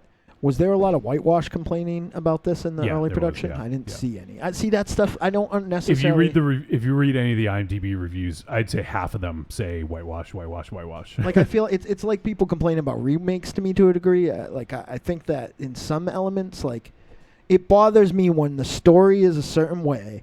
Like Doctor Strange is a good example. Yep. And someone is a certain ethnicity, and it's part of the character. You know what I mean? Like the Ancient One in Doctor Strange, Right. it was relevant their ethnicity, right? So changing that was bothersome. I understand that. But since Grimm's Fairy Tales, we've been making culturally specific versions of stories. Right. They're And- adapted for a specific culture. Right. And Yeah. so I don't necessarily think that this But is a case of whitewash. And I'm not disagreeing with you, Dynamo, but if you look at America's kind of a melting pot, right? There's everyone here. Right. So there are Asian Americans, there's African Americans, there's every ethnicity is here and represented, Right. So I think that a lot of people are like, hey, well, to play devil's advocate, well, there's people of every, background. Sure, living you in could. America. This wouldn't have changed it off. The some of or all of the characters were Right. Japanese or whatever. Yeah. Even being set in Seattle, Sure. you still Right. have No, that I mean location. that is a good point. Like I mean, I see it both ways. My point, I guess, was it just doesn't bother me Yeah. unless like the cast is unless it matters. Like I don't think if you made Dick Grayson African American, it wouldn't bother me because there is nothing in Dick Grayson's character No, it would bother Raven that Shadow. makes him, but it shouldn't. That makes him a white person. You know, there's nothing like Right. you know, like that makes him like I don't know the nationality that necessarily Grayson is. It's not O Grayson or anything like that. That would make him like, you know, obviously Irish or whatever like that. So that sort of stuff doesn't European. bother me. You know, like, but I don't think that Grayson, like, I don't know, like I think that's a fake. I've never met a Grayson in real life, so I don't know that. Devin Grayson. I don't think that's a real name. though. It's not. It's not. Yeah. Well, yeah. I mean, like, But Oily has a good point. Let me just read Okay. real quick. He says, well, if you could market and sell the original Japanese live action movies, you wouldn't have to make an American version. It's fair. Yep. But And I mean, that's a cultural. Yeah, and that's just like I Saw the Devil, that movie is perfect. Nothing needs to change about that movie. But it's just not going to be a huge movie here because some people have this block where they just won't watch a foreign movie, you know? well, that could even go. And that sucks. But that can go another way too. There's the British office and the American office. Sure. You know what I mean? Both were released in the British office was something to cut you off, but was available in the States. Yeah. But you can't top the success of the Steve Carell version. In Britain, you can.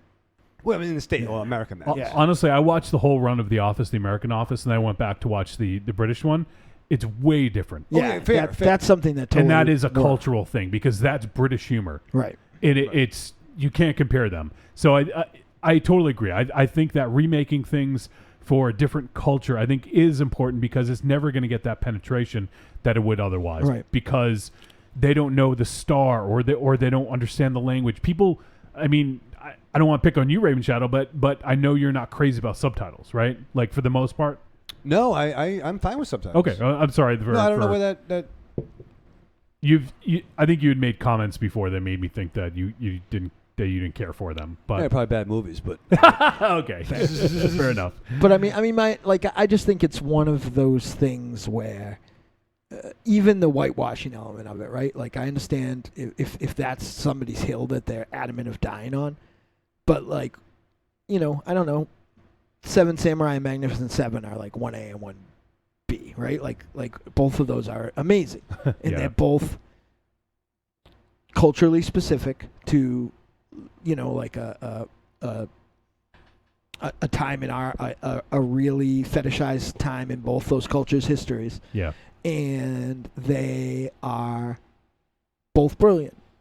I don't know how the existence of one, whether it be a remake for financial reasons or it be a remake for cultural reasons, like I don't, or if it's awful or brilliant, I don't know how one cancels out the other. And, Right. and that's what irritates Yeah. me about the backlash of this, because I bet you, knowing nerddom like I do, because I'm in it, Mhm. right? I'm not just a you know, spokesman. I'm a client. Your client, yeah. I know that there is a ton of this backlash. I guess I don't know, but I can make a educated guess that there's a ton of this backlash that they didn't give it a chance. Yeah. Jakey makes a good point. He says, yeah, I don't buy into the whitewashing on this. It's a full-on remake in a different setting and culture. And Oily says, agree, Jake. And then Riku says, thank you for putting what I was thinking into words. And Jakey says, and America does have that issue. The idea is that Japan's film industry doesn't have a habit of consistently overlooking and passing on the minority actors. What? He says the idea is that Japan's film industry doesn't have a habit of consistently overlooking and passing on the minority actors. Got it? And Oily says Japan watches a ton of subtitled movies. So that's pretty interesting that if that is true, that Japan does watch a ton of subtitled movies. And well, they must. They get American flicks over there all the time. Yeah, and Mark says, of course they do. I mean, English-speaking people generally don't like subtitles. No, I mean, and I suspect that if you, and this is maybe a positive stereotype if there is such a thing, but with my limited knowledge of Japan and their educational system, like I feel like if you put a theater of like 200 Japanese 40-year-olds in a theater, all of them would speak better English than this whole side of the table. Yeah, probably. Fair. So there's some really good points. So I hate to keep reading in the chat room, but there's some really good points in there. And Mark says, of course they do. I mean, English-speaking people generally don't like subtitles. Oily says Americans don't read subtitles and don't try to understand other cultures. And Jakey says, full-on cultural time, location adaptation equals okay. Taking on Asian character and changing to the default equals not okay. And then Jakey says, some of Raven Shadow's best friends are subtitles. Yes. Who said that, Jakey?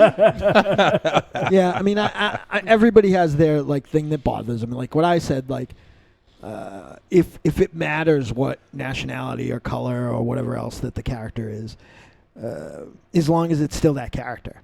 Perfect example. I feel like the Joker is a character who they've never got right.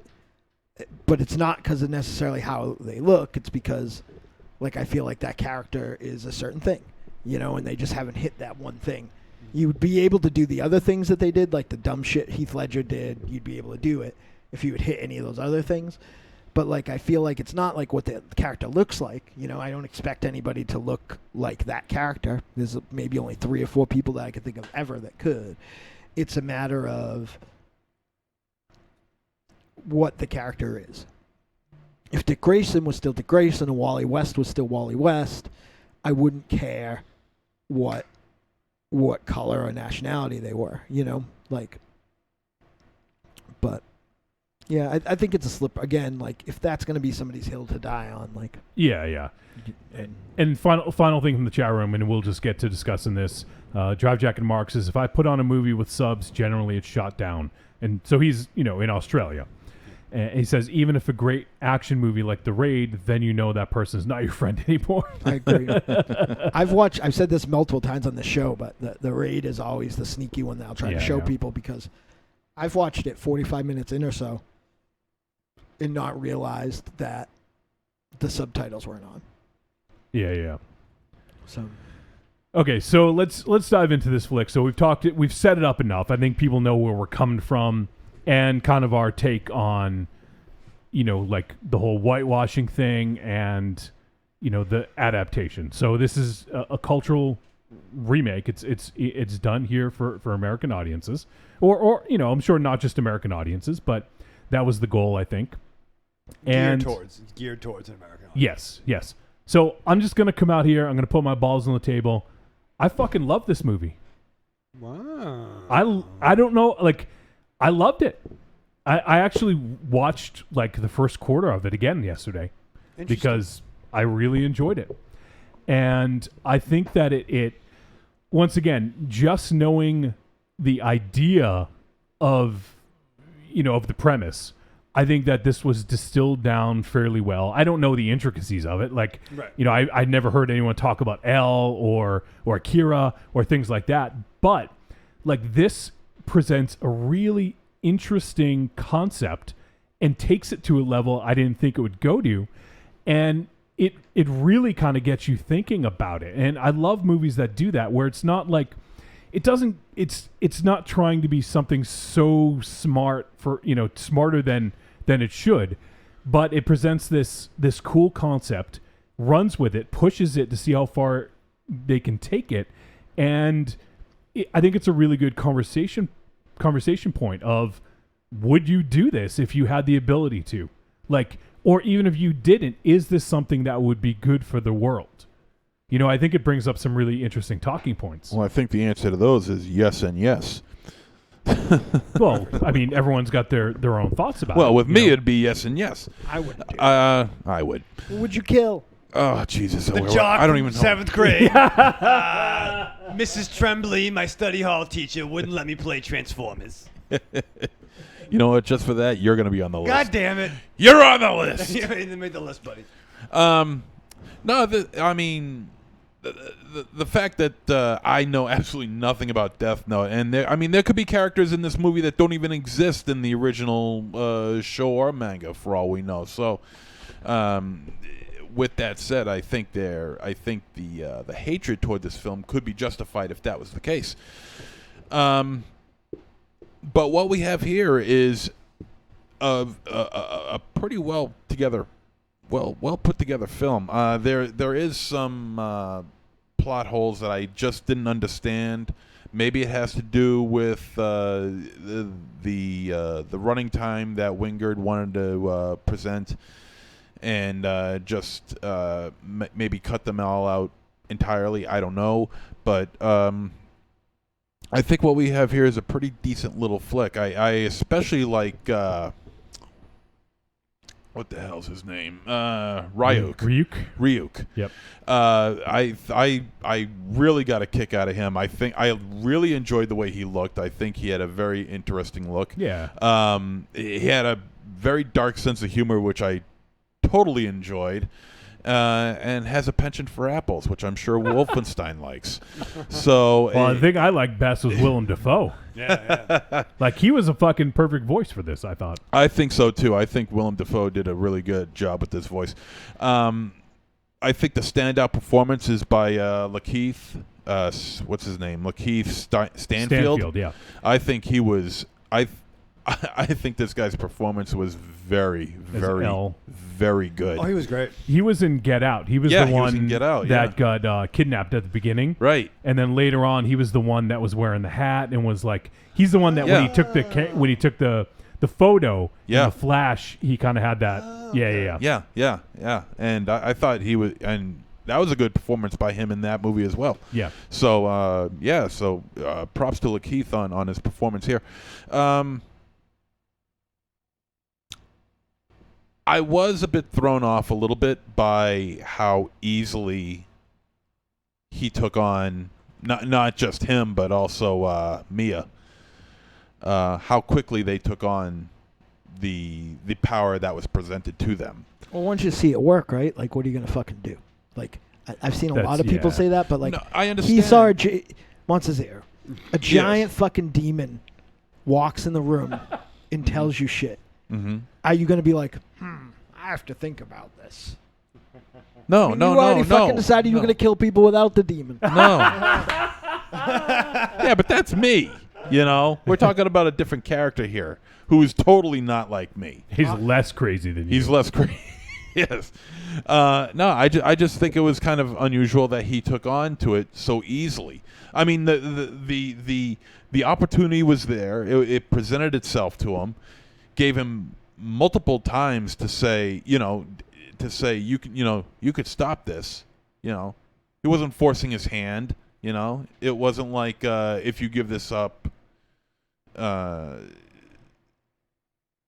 something terrible is going to happen or anything like that. Well, actually, that's not entirely true, but you know what I'm getting at. I mean, his hand really wasn't forced into what.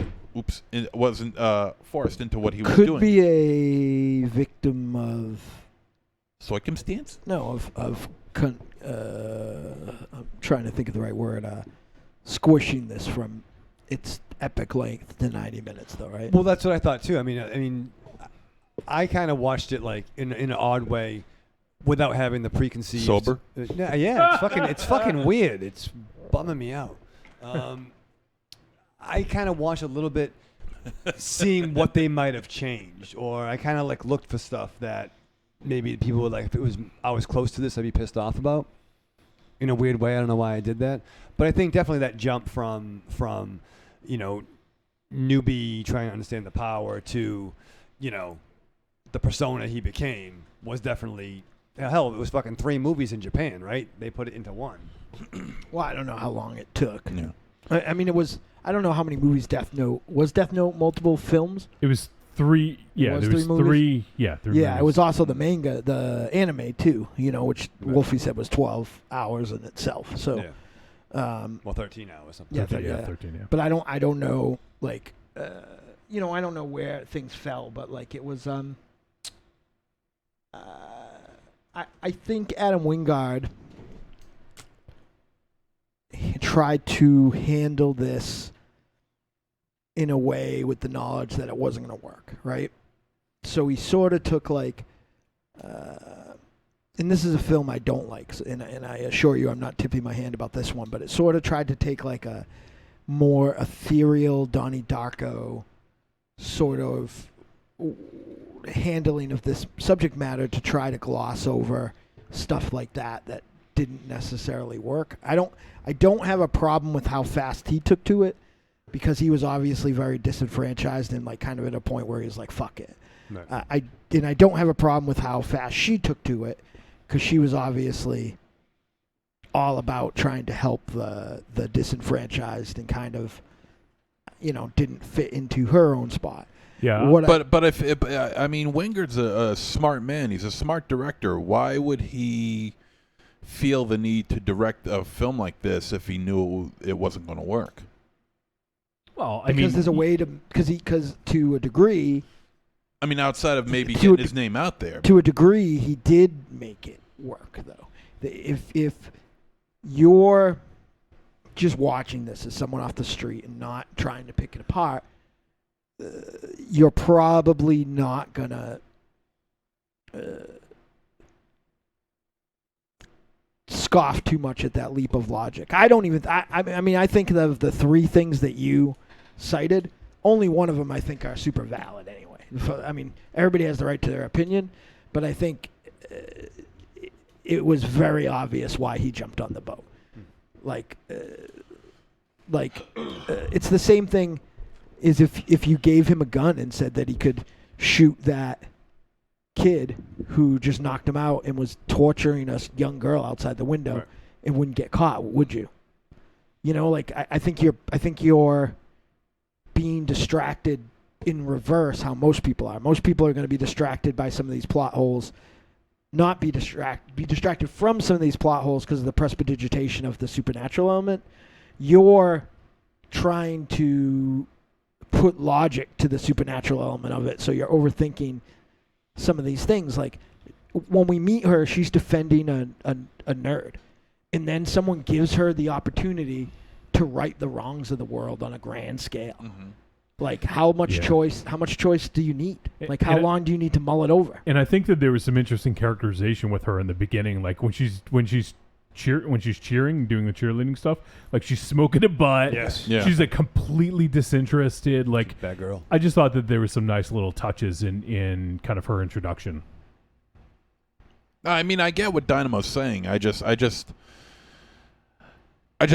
think that the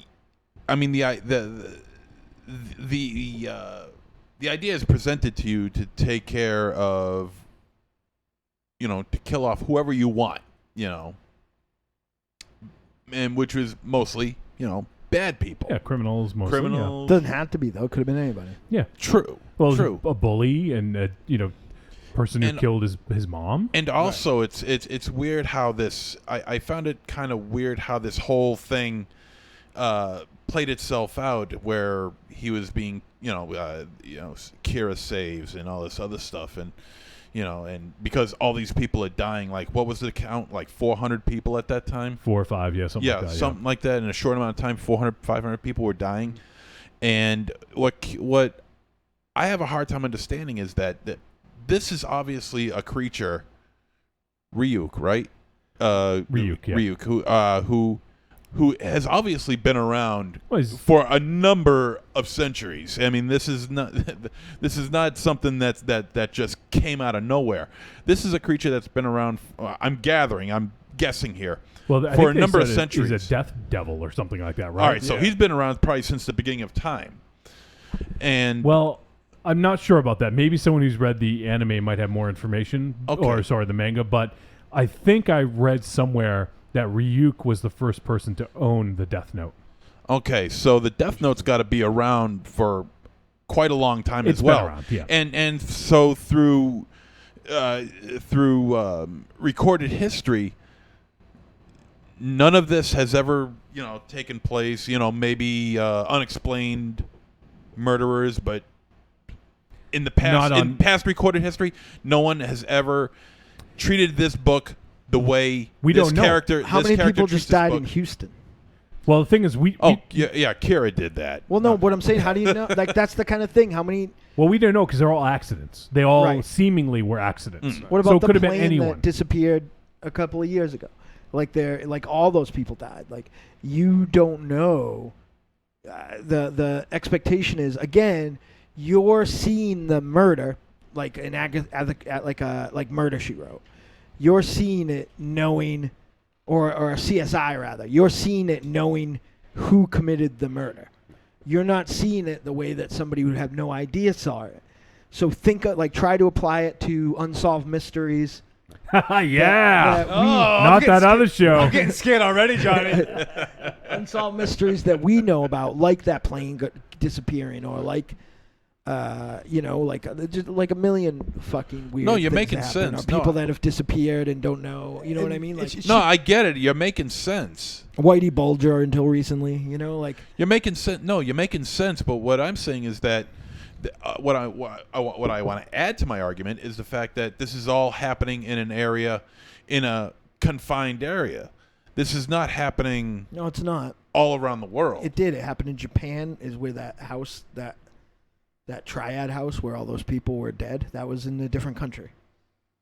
Oh, I forgot about that scene. What we haven't mentioned though is the rules of the book. Basically, the supernatural machinations. The book falls in Light's lap, and to be able to kill somebody, you have to picture. There are rules to the book. Yeah. You have to keep it real. Basically, whoever you want to kill, you have to have their name. You have to know their true name and can picture their face. And write how they die. Right how, and it can't be something crazy. Like there's a It joke. has to be realistic. Yeah, like they make the joke, which is a great joke. Like you can't have a shark bite you on the toilet. Right. No matter how much fun that would be, That would be I what I know. put for Dynamo. Yeah. Only if he's living in Florida.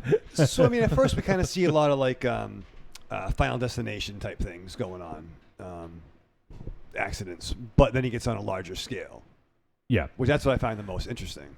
yeah, definitely. And Riku says he drops the death note because he's bored. It's a sense of ennui. Ennui?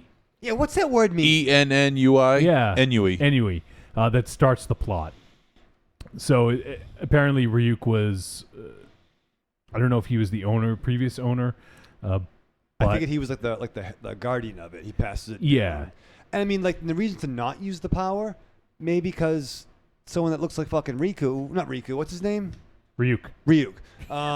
It is close though. Yeah, Ryuk. He's looks like a bad guy, a classic bad guy archetype. You know what I mean? And like, I kind of took the line about, well, if you don't want it, you can just give it back to me. Yeah. And my thought was always, oh, does that mean I fucking die though? Like, there's always a fucking curse. There's always like a catch, right? Monkey's paw. Yeah. You Yeah. know, like, what the fuck? So you kind of got to go all in with the fucking death demon.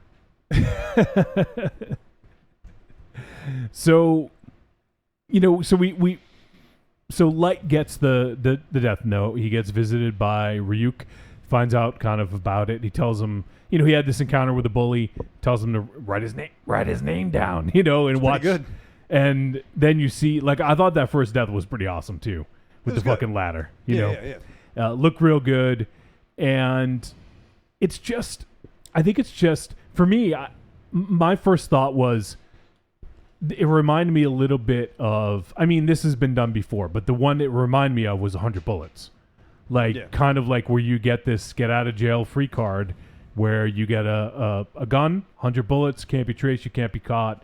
Obviously, that's not the case here, but it kind of reminded me a little bit of 100 Bullets. You get the ability to kill people, basically. Definitely. And this is even more passive aggressive because you can't fucking shoot anybody. Right, you could do it in the comfort of your own home. Yeah. You can just, This is a millennial's 100 bullets.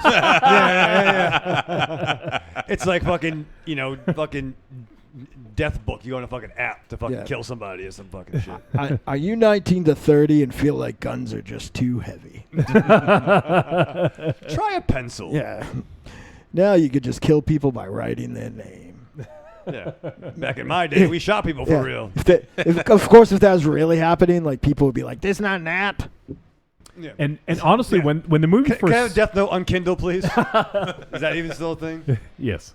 When the movie first started, when we get sort of the crux of the plot, I thought it was just going to be kind of like a local thing where he, finds injustice around him and bullies and things like that. But then it all of a sudden escalated pretty quick, right? And he's looking on TV for fucking criminals and shit. Yep. And, I just thought it was cool to take it there. And I'm sure in the anime, like, I don't know because I haven't seen it or but I'm sure maybe it starts off slower and he kind of tries some different things. But in 90 minutes, you got to step it up. You know, you gotta kind of move it along. Go to the mall. Show the shark. Do something. Yeah. And did you see the cameo from Hiro Nakamura, Raven Shadow? Yes. Yeah. That was awesome. The boy from Heroes. He actually produced this. He was one of the producers on it. I did see. I don't know how some of the larger responsibilities were, but at least I caught most of the end credits, and it seemed like it was pretty divided between Yeah, Asian it was. descent and Yeah. Gringo. See what? Gringo. See your buddy Lloyd's cameo? That was the other movie. Oh, you're right. I forgot there were 2 movies. So wait, no one gets peed on in this movie. Not that I recall. Yeah. So I've already put my balls on the table and said I like this movie. There was some Deus Ex Machina, if you will, but you kind of have to do that sometimes to wrap things up. And you know, the fact that his dad was one of the major investigators of Kira, I think kind of was a little convenient. Well, that didn't bother me because I It feel didn't like bother once me you really, put, but like I feel like that Ryuk, however you say it, character, Ryuk, yeah. Ryuk, like I feel like he was moving chess pieces around, Yeah. like Right. beyond the, you know what I mean? Like He had an agenda aside Yeah. from just giving a little kid a book. right, yeah. The puppet master. My basically. problem with this and where this movie fell apart from me was the last, like, as soon as the NXS song ended at the prom. Oh my! I was fucking out of my mind for a while at the fucking prom. So, I feel like you can call it machinations, if you will, that go directly into the end. But I do feel if it's not a cheat to lay I feel like it's a cheat to not lay those out ahead of time in any way. Yep. Like I feel like you basically introduce expendable characters to finish your story or fill in a part of your story that didn't have anything to do with the rest of the story at all. And again, this kind of ethereal tone that the film had glossed over it a little bit. But I feel like when you add 2 characters at the end to basically end your story for you, and they only exist to do these like 2 jobs. Yeah. Like I was fine with that though because yeah, I mean the I know book what you does mean. I know build what it you in mean, yeah. for you. Yeah. It mechanically works, but it's narratively super. Just because you can do it doesn't mean you ought to. Yeah. You know, I and just think it would have bogged the story down if we had like a side story about these characters or something. Yeah, I mean, but you could have put them in all the way through somehow. They could have been unfinished business or things that they talked about, or they could have been. Put them in as a pre-credit They sequence. could have been the no, because you didn't have the book yet. But they could have. What are you going to do? Like have like this person's diddling. It's this diddler. Yeah, like Here's our boy Yankee Diddler. yeah. But like it could have been again, not to fucking armchair write these movies like I feel like I've been doing lately, but they both could have been, even if they were the people who he decided not to kill because they were just on that blog and not on the police lineup, they would have been introduced at some point. You know what I mean? Like, I just feel like, you know, it didn't bother me from well, how did that happen? It bothered me from, you're abusing the power of this narrative, you know? It's the reverse of why I get pissed off with Superman in the Justice League. Like, why do you need Superman when he can just pull the Legion of Doom base into space? Someone to talk to. You know, like, so, you know, like now it's the reverse of that. Like, I feel like there's godlike power at play, but I feel like you're kind of like abusing it to write yourself out of, you know, or maybe if that's the way that it was in the original source material, you shouldn't fall back on that if you're cutting everything by 90 minutes because if you're cutting everything to 90 minutes because then your things just aren't going to work. Things are moving too fast.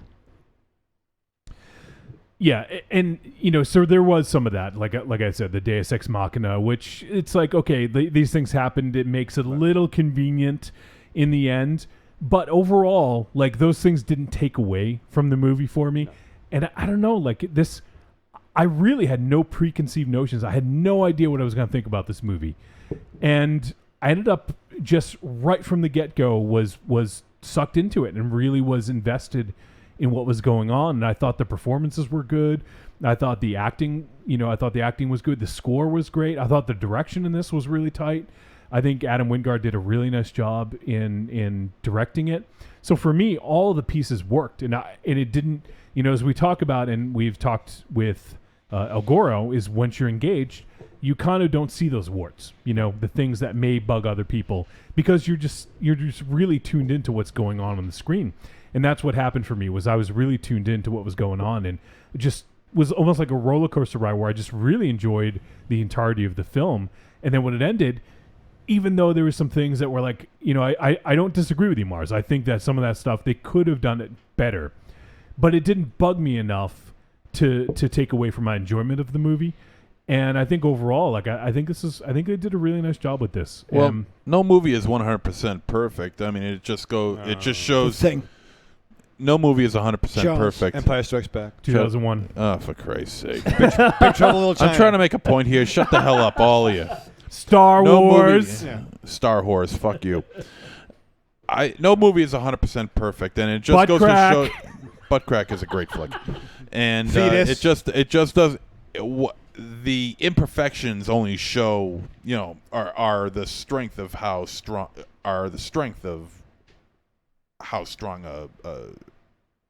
the imperfection, the perfection of a movie is. Okay. Well, if you guys shut up, We did. We shut up. No, you didn't. No, you didn't. You had to open up your mouth. You had to open up your mouth. You had to open up your mouth, and you have to open up your two mouths. Shut up. The Battle Royal. Yeah, one there and one there. Wow. Did you like the Phantasm cameo? Yeah. We had a little Phantasm.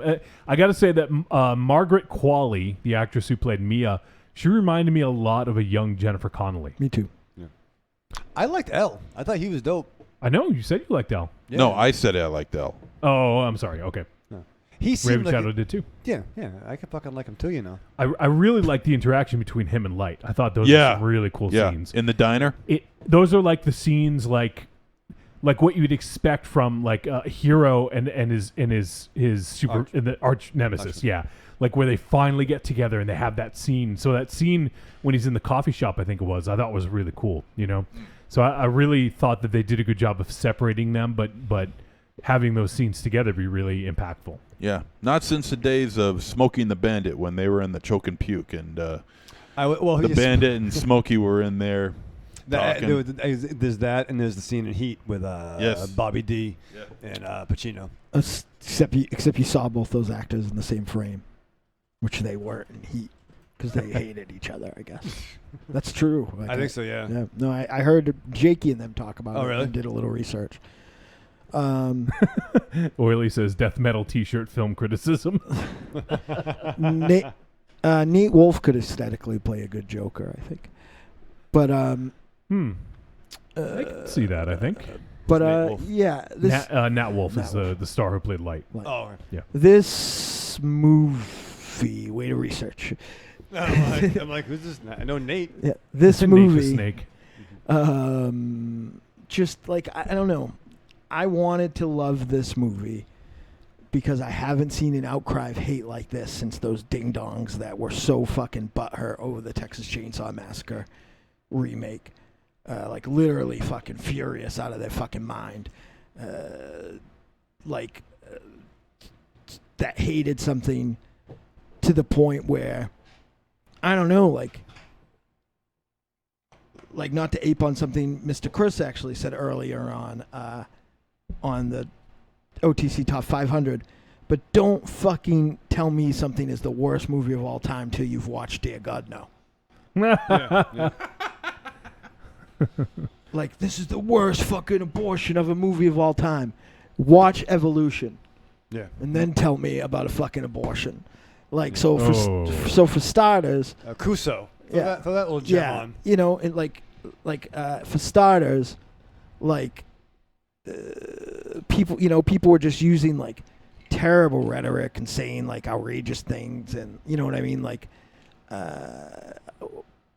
and I feel like don't like, I don't know. Like, so I knew it wasn't going to be as bad as they were saying it was because it really reminded me of like, people were saying, like, I remember somebody say, like, I'm going to find the people who made the Texas Chainsaw Massacre and shoot all the cast and crew in the face. You're gonna be like Jay and Silent Bob Strike Back. You know what I mean? Yeah. You're the ones who are the ball lickers. Yeah. and They just go to everybody's house and beat the shit out of them. yeah, and it just like really, just like I was like, man, I hope I fucking love this one and can defend it, and I more stay in the time. Not to sound like Tiny White, but I liked it. But I didn't love it, and I was really hoping I was going to love it. Between Adam Wingard and the fact that, as my catchphrase on the internet was for a little while, I eat internet trolls. Like, I wanted to be able to fucking, verbally bash them all in the head. But if there are some reviews in there that have some, are talking about the fact that this film leans too much into this film manages to lean not enough and lean too much into its like kind of ethereal, dreamlike storytelling. I agree with those bad reviews. I agree with those 1-star reviews. This is not the worst movie of all time. I haven't seen anybody, even the people that like it here, say that it's the best movie of all time. But I do feel like I would be really disappointed in Adam Wingard off of some of his things that he's made if this didn't come after Blair Witch, which was just like fucking watch Blair Witch and tell me this is the worst movie of all time. So I think that, and it happens all the time. Can you imagine if there was an internet when The Crow came out? The first one? Yeah. How so? Come on. Like, have you read The Crow and then seen the movie? Oh, yeah. You know what I mean? People be fucking literally hate masturbating their cocks off. Well, to be fair, like they were Hate masturbating their cocks well, I'm off? sorry. That's fucking great. Yeah. I disagree. But that was a different time of comic book movies were different back then. If you want to call it a comic book movie, there's a lot of people would have been pissed. Like that fan base, like being in a store at the time was like being in the internet, and people were fucking furious about The Crow.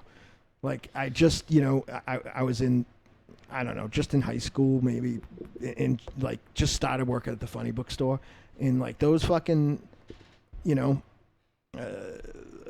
those people who would dress like me in a few years, I would dress like in a few years. Yeah. They were fucking pounding their combat boots and like, fucking ruffling their trench coats up because they were fucking furious about The Crow. Getting the guns ready. Yeah, they were really, really bent out of shape. Sorry, what was it? Hate masturbating? What was the... Hate masturbating? Yeah, what was the... The cocks off. Okay. I just think that... this was like the Ledger thing. I didn't think that would get that sort of response. Got a big pop. Yeah, but I got a big pop from the I boys. just think that, people are, in one breath, I want to say people are passionate about things and they love them. Yeah, and and that's charming. And that's great, yeah. Yeah. But in another breath, I want to say that, like... Sorry, go ahead, Donovan. I'm sorry. It's very telling to... And again, it's not just the anime or manga community, because again, like, no one, I think, honestly...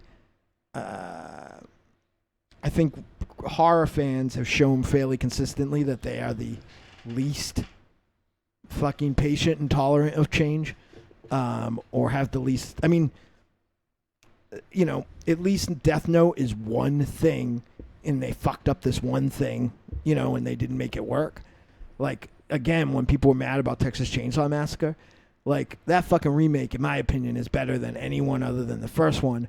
And none of the fucking sequels had anything to do with that first fucking movie. Nothing. And people were still upset because they called it a remake. If they called it Texas Chainsaw Massacre 4 and made the same movie, people wouldn't have complained. People just don't like... people get hung up on the rhetoric of these things, and I also think that people are just looking for a reason to be heard. Yeah, and I think there's a line. There's a line between being a passionate fan and wanting to ruin someone's career. Yeah. Like... Or violence. Sure. But, for instance, if I don't know how much, IMDb reviews reflect on someone getting another job, but let's say this hurt Adam Wingard's ability to get another project.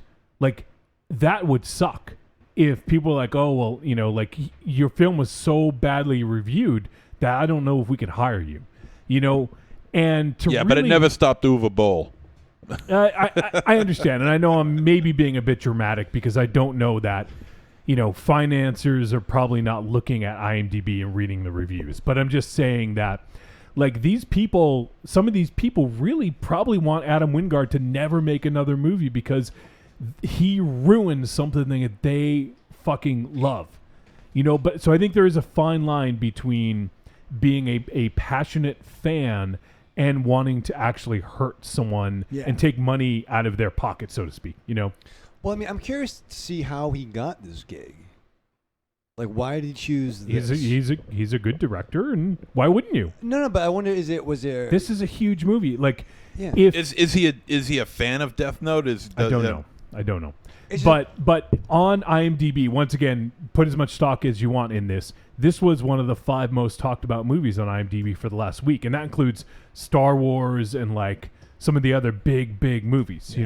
Yeah, and I also think that, like, I don't know, like, if you're Netflix and Adam Wingard is on the table to make a movie, Netflix is in a rare position than another kind of Hollywood studio, because you can look at how well Your Next performed on Netflix, and you can look at how well The Guest performed on Netflix and say, wow, people that use our fucking service like this guy. Yeah, and Oily just linked to a change.org petition. Now, granted, there's not much support, which makes me feel really good. There's only 14 supporters, but the headline is, change the director of Godzilla vs. King Kong. The same guy made the Netflix Death Note. The first paragraph is, you excited for Godzilla vs. King Kong in 2020? Wait till you find out who Warner Brothers hired to be the director. You know the Netflix version of Death Note? Yep, same director's making Godzilla vs. King Kong. Come on, Warner Brothers, please don't let Adam Wingard direct the movie. You have a good MonsterVerse franchise brewing up here. Don't let this guy ruin it. Come on. So That's just being childish. So did you see those other 2 fucking movies? You're going to ruin them? You ruin King Kong. Ruin it. Ruin that last King Kong because it'll be fucking better. Like, they're going to ruin it? They didn't even see those other 2 movies. Was that person at home been like, Jim Dandy, I don't want the fucking sanctity of Skull Island to get fucked over. My favorite movie. You fucking assholes. You fucking idiots. Is there an email on that fucking change.org to contact the fucking person that's running it? I don't know. Because we're going to fucking email him right now. If it is. You are the ball lickers. Yeah. Dear asshole. Monster 0860. I have his name. What's his name? Yeah, put his name out there. No, I'm not going to do that. No, do it. Yeah. Ray Naidu. Ray Naidu, you are a fucking dickweed. I fucking hate you. If I had that, someone give me the fucking Death Note right now. I would have his face though. Yeah, all I'd have to do is fucking take a picture of Monster Zero's fucking balls. Rufus or Ronaldo or both. Don't let this guy fucking feed his family because I fucking am a little fucking dickweed. Rufus and Naidu. I've fucking walked by a fucking Barnes and Noble anime section, so I'm a fucking expert, and I fucking don't want the fucking. I didn't even know about fucking Death Note till earlier this year, and this guy fucking ruined it. So I don't want these other 2 fucking masterpieces of the American King Kong and fucking Kong Skull Island. Like, those were so Please fucking don't good. ruin them. Don't fucking ruin it. First of all, fucking Adam Wingard directed the shit out of the fucking Blair Witch Dinosaur. So he already showed me that he can do fucking Godzilla. Second of all, Kong Skull Island was 25% my favorite movie of all time. And then 75% fucking terrible. So you could have fucking the guy that made Dear God No direct those films, and you'd at least be in the running to be a little bit fucking better. And secondly, Yes. I love Godzilla. I love it. But let's be fucking honest. Are we really worried that they're going to fucking, like, man, I don't know, this just isn't Godzilla versus Biollante. Like, fuck you. You probably haven't seen a real fucking Godzilla movie, fucking Ray Obi-Wan Kenobi or whatever your name is. Yeah. Fucking Ray Obi-Wan. That's not even a real fucking name. Yeah. Yeah. Who names a kid Ray? It's probably the same fucking people that write, like, they fucking critique women's bodies when their phones get hacked and stuff like that. He's probably the same fucking one of those fucking douchebags. Let's find him on Facebook. Yeah. What's his fucking name? Kick his ass. I'm so fucking I just mad. looked him up. There's a few Ray Naidus there. Find the stupidest one. Which one? That's stupid. Well, I always go for the first one. It's Which one looks like fucking Rocky Dennis? I'm so fucking mad. No, that, but also just take into fucking account the fact that, you know what, he did films before this. Yeah, they why were not good. go on the Why not go on the strength of those? Right. You know. Not everybody fucking hits a home run every fucking That's time. goddamn right. Like, I don't know. I wrote my fucking best song when I was 13 and haven't written a fucking good one again. That's like another fucking 17, 18 years I've been writing songs. I didn't write another fucking good one. You fucking jerks. Fucking jerks. Listen, I'm going to ask you all a question. Yeah. Who here owns Texas Chainsaw Massacre? The original? Yeah. Owns Yes. it? Yeah. I don't have a Okay. copy. Okay. Who here owns any comics from before the 52? Yeah. Right, Okay. Yeah. When Texas Chainsaw Massacre remake, right? Or even a bad one, that Texas Chainsaw Massacre 3D there, right? When that came out or the new 52 started, did your fucking DVDs or comic books fly off the fucking shelf? No. Then how are they fucking ruined? How are they ruined, Namobi Nabobobi? Oh my God. How is your fucking backwards comic books ruined by this fucking movie coming out? Right. How? He ruined this movie. Well, watch the fucking other ones then. Yeah, you got This- fucking 3 from Japan and a whole 13-hour episode. You got 12 hours of that fucking cartoon to watch. You ruined the other one. I fucking hate you. Oh my God. I am gonna fucking find you and make a fucking. I'm gonna kill you, make a fucking cage out of your bones, Well, this is the first and Ray then Naidu lock that your I have here. relatives up. What do you think? No, that guy has a fucking. That guy is with a girl and knows how to tie a tie, so it's not him. All right. We have to start wrapping this up. So I'm fucking so mad. I know though. you are. I don't want your voice to disappear. We got another movie to talk about. Thanks, Ray. Fucking October 13's fucked up. No show. No, Rock because Shock's canceled. I had a bad show fucking last Rock and Shock, so don't let me do this one because I'm gonna fucking ruin Rock and Shock. Yeah. Fuck you, Ray. Man, I'm gonna fucking shove a toothpick into your pee hole. You fucking cock. Are we sure it's a man anyway? Could be a fucking. I don't know. I don't know. No woman's gonna care about. He probably fucking didn't even Godzilla. use his real name. Would you? Listen. Other than fucking be on the show, I don't know. Ray Naidu, that's a fucking douchebag. Don't let them fucking ruin the sequel to Kong Skull Island. Meanwhile, the folks at Warner Brothers is like, wait a minute, Ray Naidu said that? Yeah. Stop the money, Tommy. Yeah. Stop the money. Ray Naidu. What you have to do is go back into your fucking corner at Mos Eisley with Bib Fortuna and whoever you're fucking hanging out with and just fucking shut the fuck up. Yeah. Han Solo fucking shot. Look down. You don't want to fucking get fucking Walrus Man pissed off. And just shut up. Shut up. Shut up. You fucking douchebag. Oh my God. I'm so angry I can't even be fucking clever. Corny says Mars is back in form. Cecil says he's on fire. What the fuck? I'm going to fucking punch through your fucking chest. Pull out your heart. Smear it all over your face. And then shove it up your fucking ass. So it can be next to your fucking brain. You fucking dummy. Dummy. Let's not fucking... Dudes, we are in serious danger of having the fucking sequel to Kong Skull Island Shit. fucking messed up. And the world will never be the same again if it is. Riku says Dynamo is charged with the power of rage and love. And I thought... And you know what? All jokes aside, it wasn't Teen Ape, but I find Kong Skull Island, it was entertaining. You know, like, but the fact that you gotta ruin it...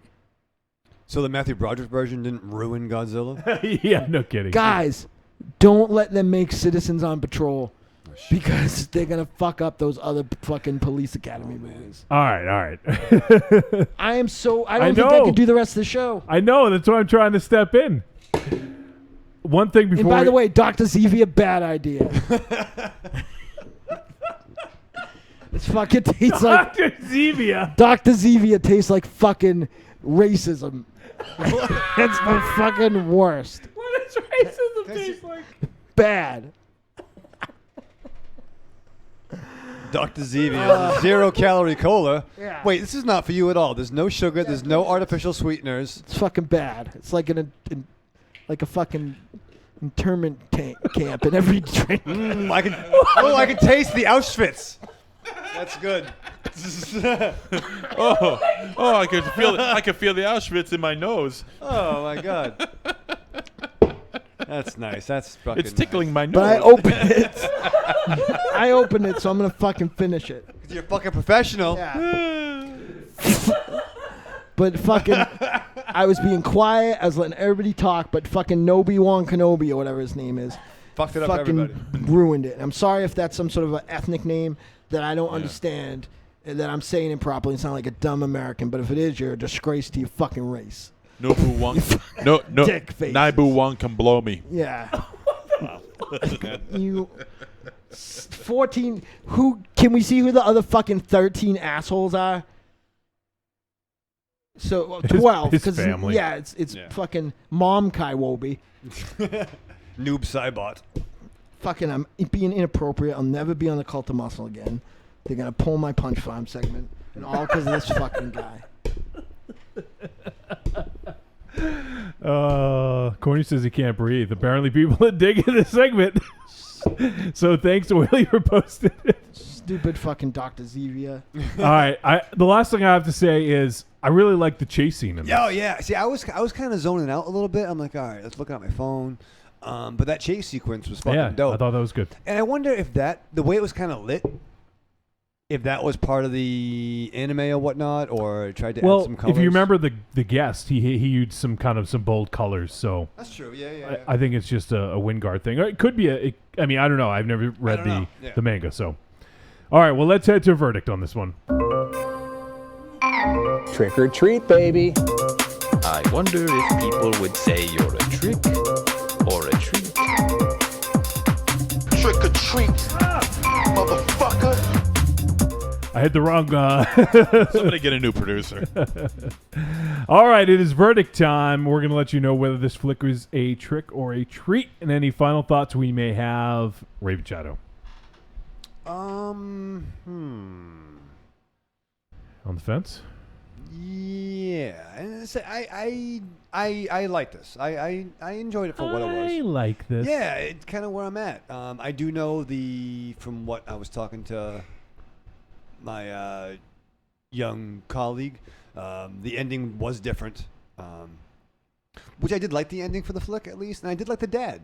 I want to take it back. I dug the dad a lot, especially when he fucking threw down with L, when L was all running his business. I like how he stepped up for Light. But yes, this review is brought to you by Dr. Zevia. Dr. Zevia. Taste the racism. That's the tagline. I'm not quite sure why. It's a low-calorie soda. Very. Did you buy that in singles, or you get? Like No, six I of fucking those? bought 6 of them. Oh, It's yeah. got stevia leaf extract. It's good. Yeah, great. Oh yeah, there you go. I like all those. I even had a ginger ale of that kind of soda today, and it was really good. I'm like, oh my god, they have a fucking. My life is complete. They have a doctor. That's all I fucking need. I'm gonna get skinny. Everything's gonna be okay. Nope. This soda makes me want to eat a cake, like a whole one. This soda makes me want to take a cake, right, with the kind that has pudding in the middle, right? God. Okay, that already has frosting, and then take Cool Whip and like fucking dip it in Cool Whip, right, and then fry it and then eat it with like a dipping sauce of like fucking pixie stick. That's what this soda makes me want to do. All right, Raven Child. I'm sorry. Did you give a final verdict? No, I don't know how I can top that. Yeah. I would say it's a tepid treat. All right, MZ. I agree. This is a tepid treat. I thought, the creature itself was very, very cool. I thought some of the acting was really well and spot on. Particularly the one who played L. I thought he was the best one in the whole movie. But going into this, blindly, without even knowing that this was a manga or an anime, I mean, give it what it is. It's not terrible. So I'm going to rate it on its own merits. It's not terrible. I think the creature itself is really, really well done. Especially the voice, of course. Willem Dafoe is a grand slam as far as I'm concerned. There was just a couple of plot holes in here that I just didn't really get. I can understand that. It probably has to do with the running time and the fact that, this is, 12, 13 hours of cartoon shit going on. But overall, the film is not that bad. They play it safe a bit. I liked it. I didn't love it, but I will agree with Raven Show. This is a tepid treat. All right, Marsman. I think the movie was a treat. I do think. I mean, I could talk for a long time about its flaws, but they were. They're all They're all worth discussing. I think that I might have scared Julie Meow Meow out of the chat. I think that was a trick, and I think that Ray Naidoo. Yeah, Ray Naidoo is a fucking. Yeah, he's a trick. All right, I am fucking officially looking for you. That fucking petition was fucking Jabba the Hutt, Johan Solo, and I'm fucking Boba Fett. And I'm fucking coming for you. You don't mess with the Johan Solo. Johan Solo. All right. Jesus Christ. I fucking love this movie. I thought it was gorgeous, phenomenal score, a great soundtrack, and some very interesting concepts going on. The idea of a notebook that can kill someone if you write their name in it has, I think, very interesting social and political implications, especially now. If we had access to this death note, I'm sure that we'd. I don't want to, get in trouble with have the Secret Service on our ass, but I think there's someone who would be put on this pretty quickly. There's probably two names. One lives around where Tim lives,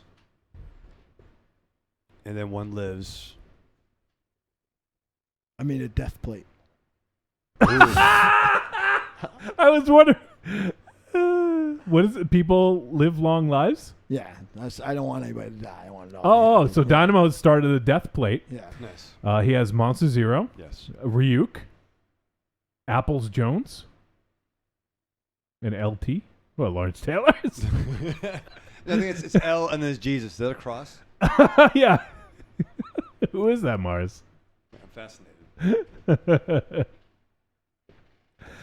Where was I? And so I honestly think Wingard was firing on all cylinders with this flick, and I think he made a great movie that is undeserving of the rage it's receiving. I understand the rage. I think it's undeserving. I don't understand it. Well, I'm just saying, speaking from a point of someone who's passionate about things, who is not giving something a chance. If these people are watching the movie and rating it a 1, fine. If you're not seeing the movie and rating it a 1, go die in a fire, okay? Whoa. This is escalating quickly. Yeah. So I really enjoy this. I think it's a treat, and it actually makes me want to go watch the anime. Well, right. And I will watch it.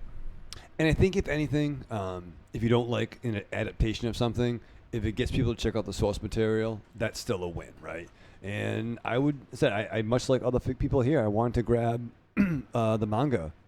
Yeah. But I just didn't have a chance to. Now I'm getting shit for quoting internet trolls on the world has gone and left. Who's saying that? Just call them out. Let's fight them. Jesse G popped in the chat room, says, "Hey peeps, hey, what's up, Jesse G?"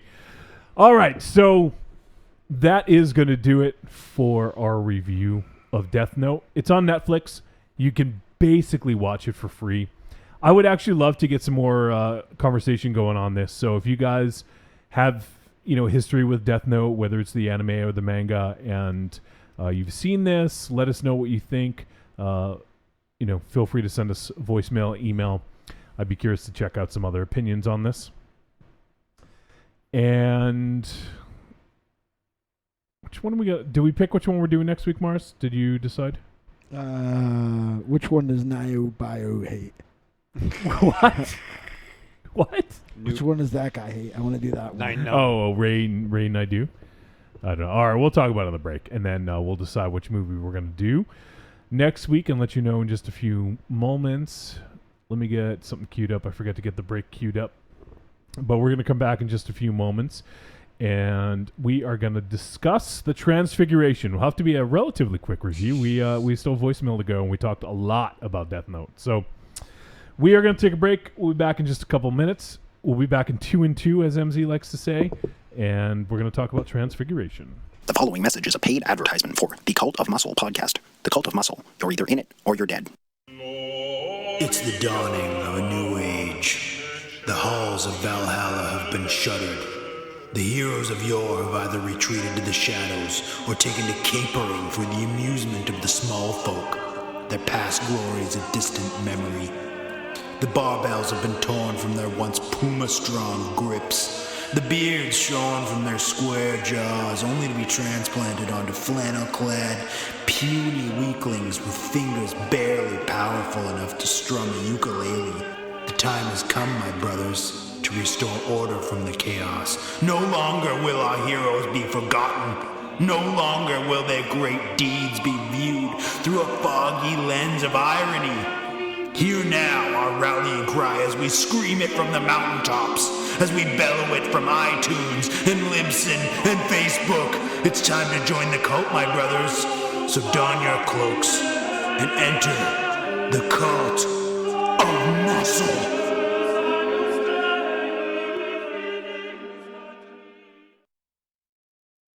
Oh, delicious nerds. Ms. M knows you like to chat it up with other sexy shut-ins about comics, movies, video games, and your favorite TV shows. If that sounds like you, cuddle up to the Trick or Treat Radio Facebook group, or the FIB. That stands for Fan Interaction Board. Just go to Facebook and search for Trick or Treat Radio and have more fun than a Jedi at a lightsaber sale. Not enough? Watch us on YouTube, The Deadites TV, all one word. Last but not least, check out the world's most dangerous talk radio show, Trick or Treat Radio, at trickortreatradio.com. I'm Alex West. And I'm Andrea Subasati, and we're from the Faculty of Horror podcast. And you're listening to Trick or Treat Radio. Hello, this is the Sasquatch, aka Bigfoot, but you can just call me Frank. And when I'm not stomping around the woods throwing rocks at hunters, I like to listen to the Paranormal Punchers podcast. That's right, Paranormal Punchers. They talk about all things paranormal, and they're hilarious. Go find them on iTunes, Stitcher Radio, Google Play, and ParanormalPunchers.com.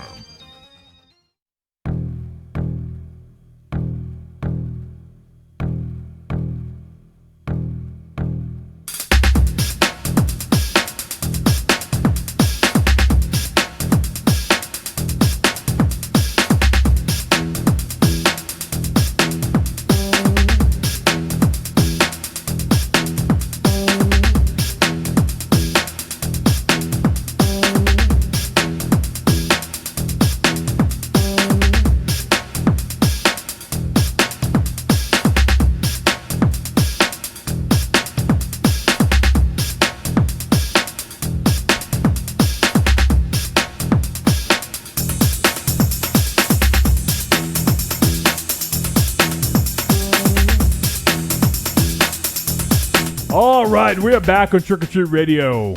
Mars tracked down Ray Nadeau, and he sent a hatagram to him. So fucking mad. All right, well, we are going to now... Actually, Sent a painogram. before we talk about the next flick, we'll let you guys know what we're doing next week. Next week, we are going to tackle... We saw the trailer for this movie about a year ago, and it just hit VOD. We're going to review Guardians. It is a Russian superhero film, and it looks pretty interesting. So we're going to check out Guardians. If you guys are interested, just hit VOD if you want to check it out. Yeah, Mars? Yeah, I don't think I can even review this movie. Why? Because I'm just honestly thinking of fucking terrible things like that I could do to the fucking that dude. Like you're literally making a petition to take someone's job. What if I fucking went down to fucking Burger King and said, "Don't"? What if you went to the corner and knocked the cock out of his mouth? Don't let fucking listen. Don't let fucking Naboo fucking clean the grease traps. I don't. He ruins my burgers. He puts too much when grease. He fucking puts his tongue in the grease traps and fucking cleans it. This isn't right. Yeah, like I don't fucking think that this is what to do. Don't let him. There's not enough grease on this. So he definitely doesn't work at our Bradish's. No, Bradish's is fucking closed Shut up. for the season. Yes, it is. I went there one more time before it closed. Good You can have withdrawals.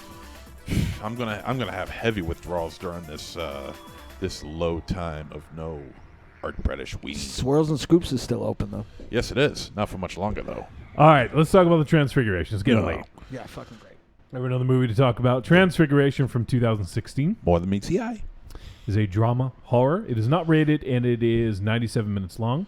This film was written and directed by Michael O'Shea, and it stars Eric Ruffin, Chloe Levine, Jelly Bean, which was the dog, but, wanted to get Jelly Bean in there.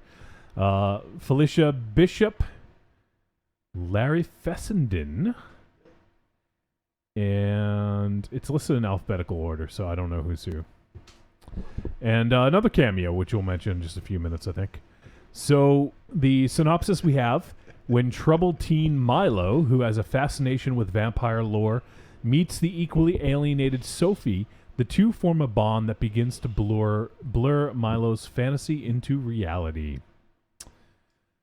All right, so the Transfiguration. So I heard some good stuff about this. I typically like to look at halfway through the year.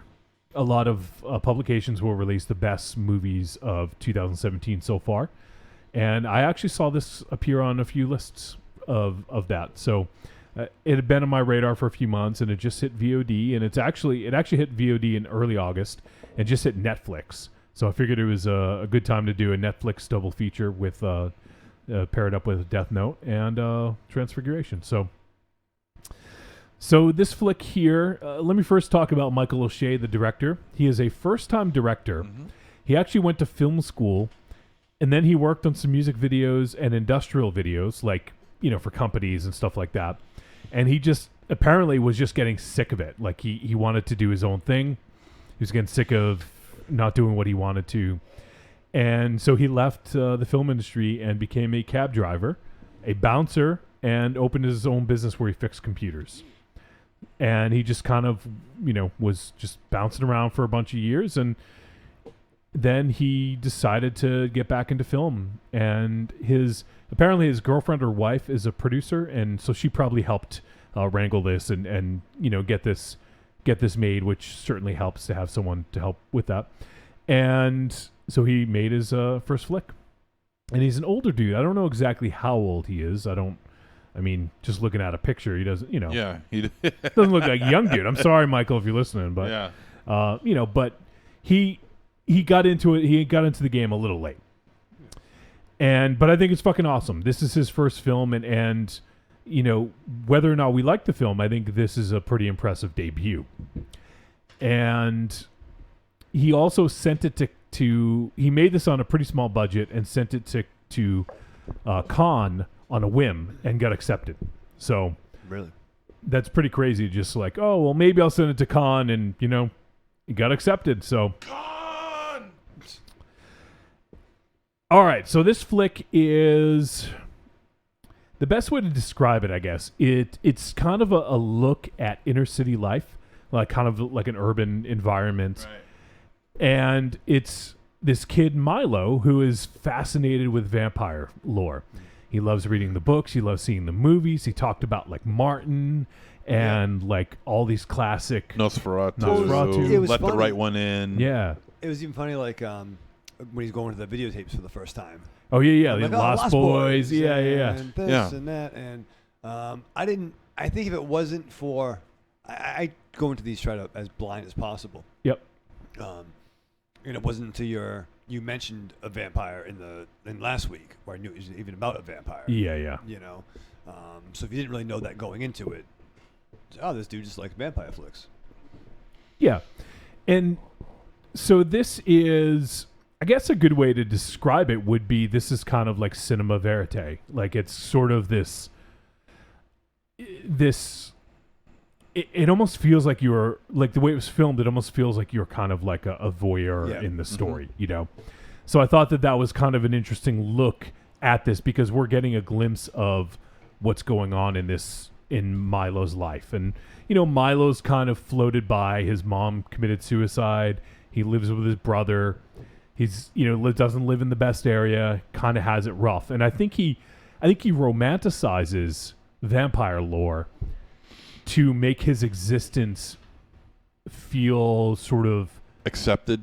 Not accepted, but more interesting. Justified. Well, yeah. We learned that he has a history of maybe doing some things that he's acting out or some behavioral issues. Because he does go to a bad kid school.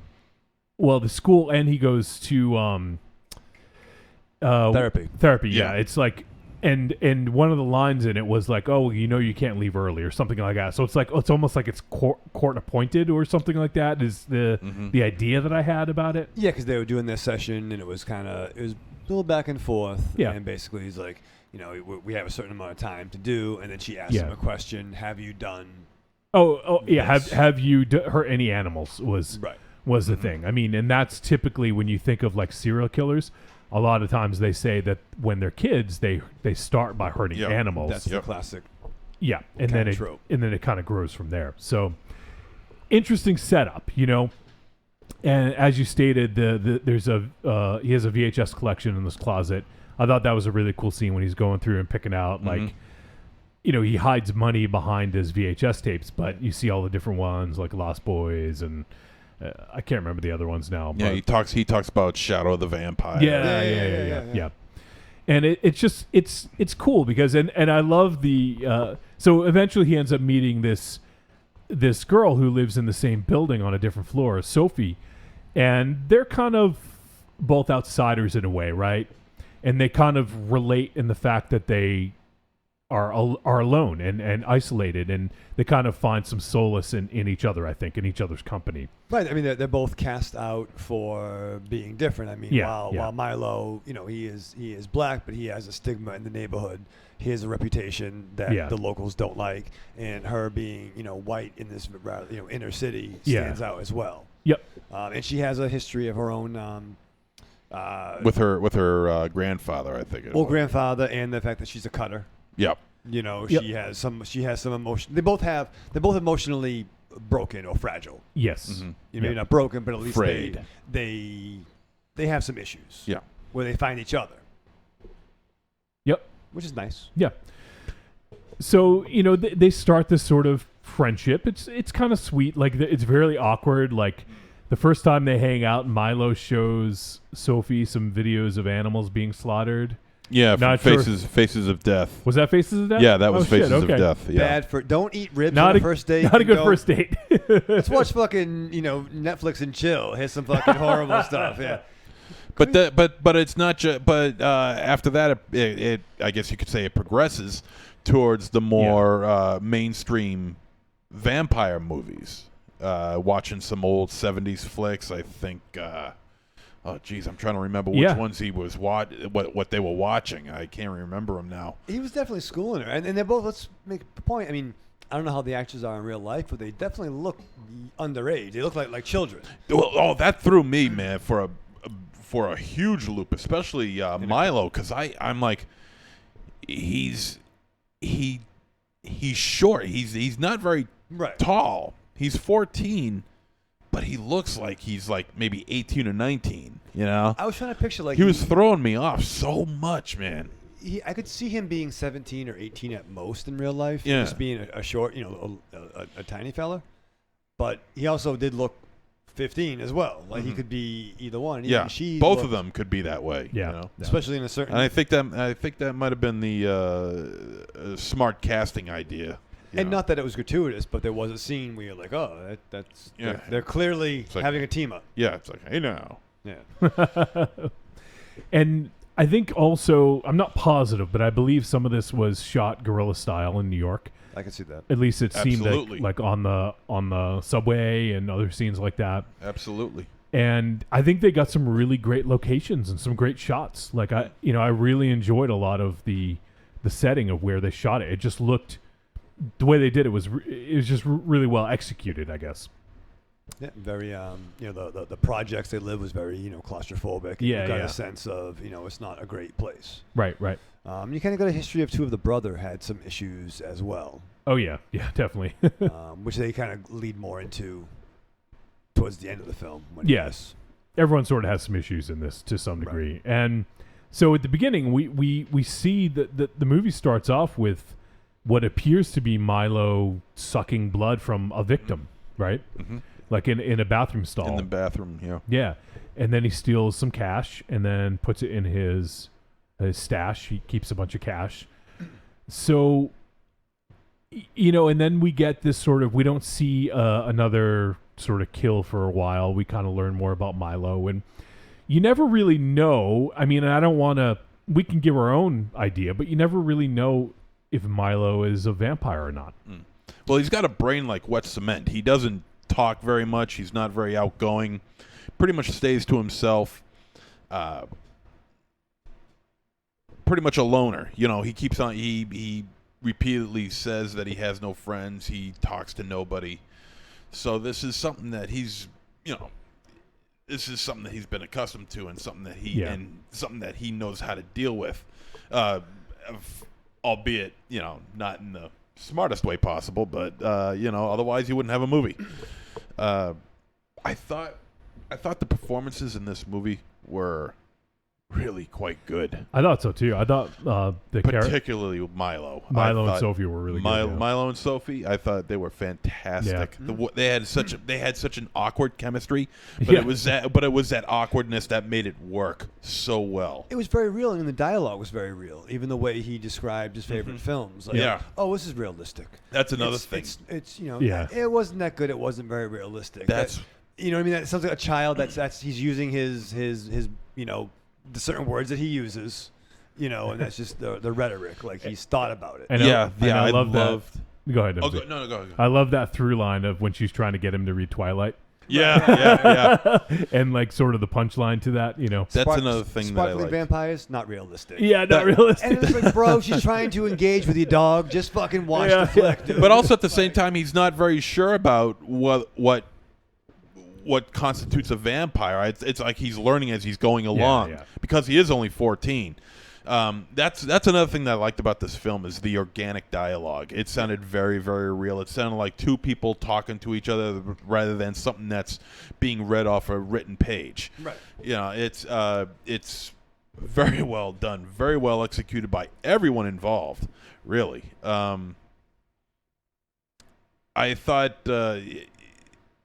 And you learn, and you start to feel compassion for these two, and the fact that they're outsiders. I mean, I could certainly attest to that. I'm an outsider myself, so I could certainly go along with what these two are going through. You're in the NWO? Yes, I am. Scott Hall. Yo, man. Stay golden, Monster Zero. And I think one of the other things, I did briefly touch on this, but I think that this film does a really nice job of building a sense of isolation throughout, and making it feel like these two characters really kind of need each other, because they are so isolated. And I think it was a great decision to go with the sort of cinema verite, you know, kind of guerrilla style. Like it felt like you were just a voyeur kind of watching this unfold, and it felt very, to coin a term from Milo, realistic, you know? So I thought that was really, really good. And the other thing I thought was interesting, and this isn't really, hopefully, it's not really spoilery, but I thought it was interesting how instead of the monster chasing the victim, it's reversed where the victims go to the monster, so to speak, you know? And also, one of the interesting things is both these movies, Death Note and The Transfiguration, have a lot of rules. Like, Milo's kind of keeping track of all the rules of what a vampire is. Yeah. So I thought that was kind of cool. And one of the things that they kind of quickly glanced over it, but it said, always have your prey come to you or something like that. Right. Which I thought was really interesting. And you know, I'm sure there's some movies that do that, but a lot of times it's sort of the hunter, you know, is doing the hunting instead of, you know, kind of summoning it or bringing it to it, you know? Yeah, I noticed when I was watching both of these films that there is some similarities between the two films. And I was thinking maybe that was something that you rigged up or something like that. It was just by happenstance. Okay. Yeah. No, and you know, like the two leads in Death Note, it was like these are two that they didn't really need each other, but they seem to work well together. Yeah. Almost the same situation here where they do need each other and it's working well together. And a couple of other things in that vein. I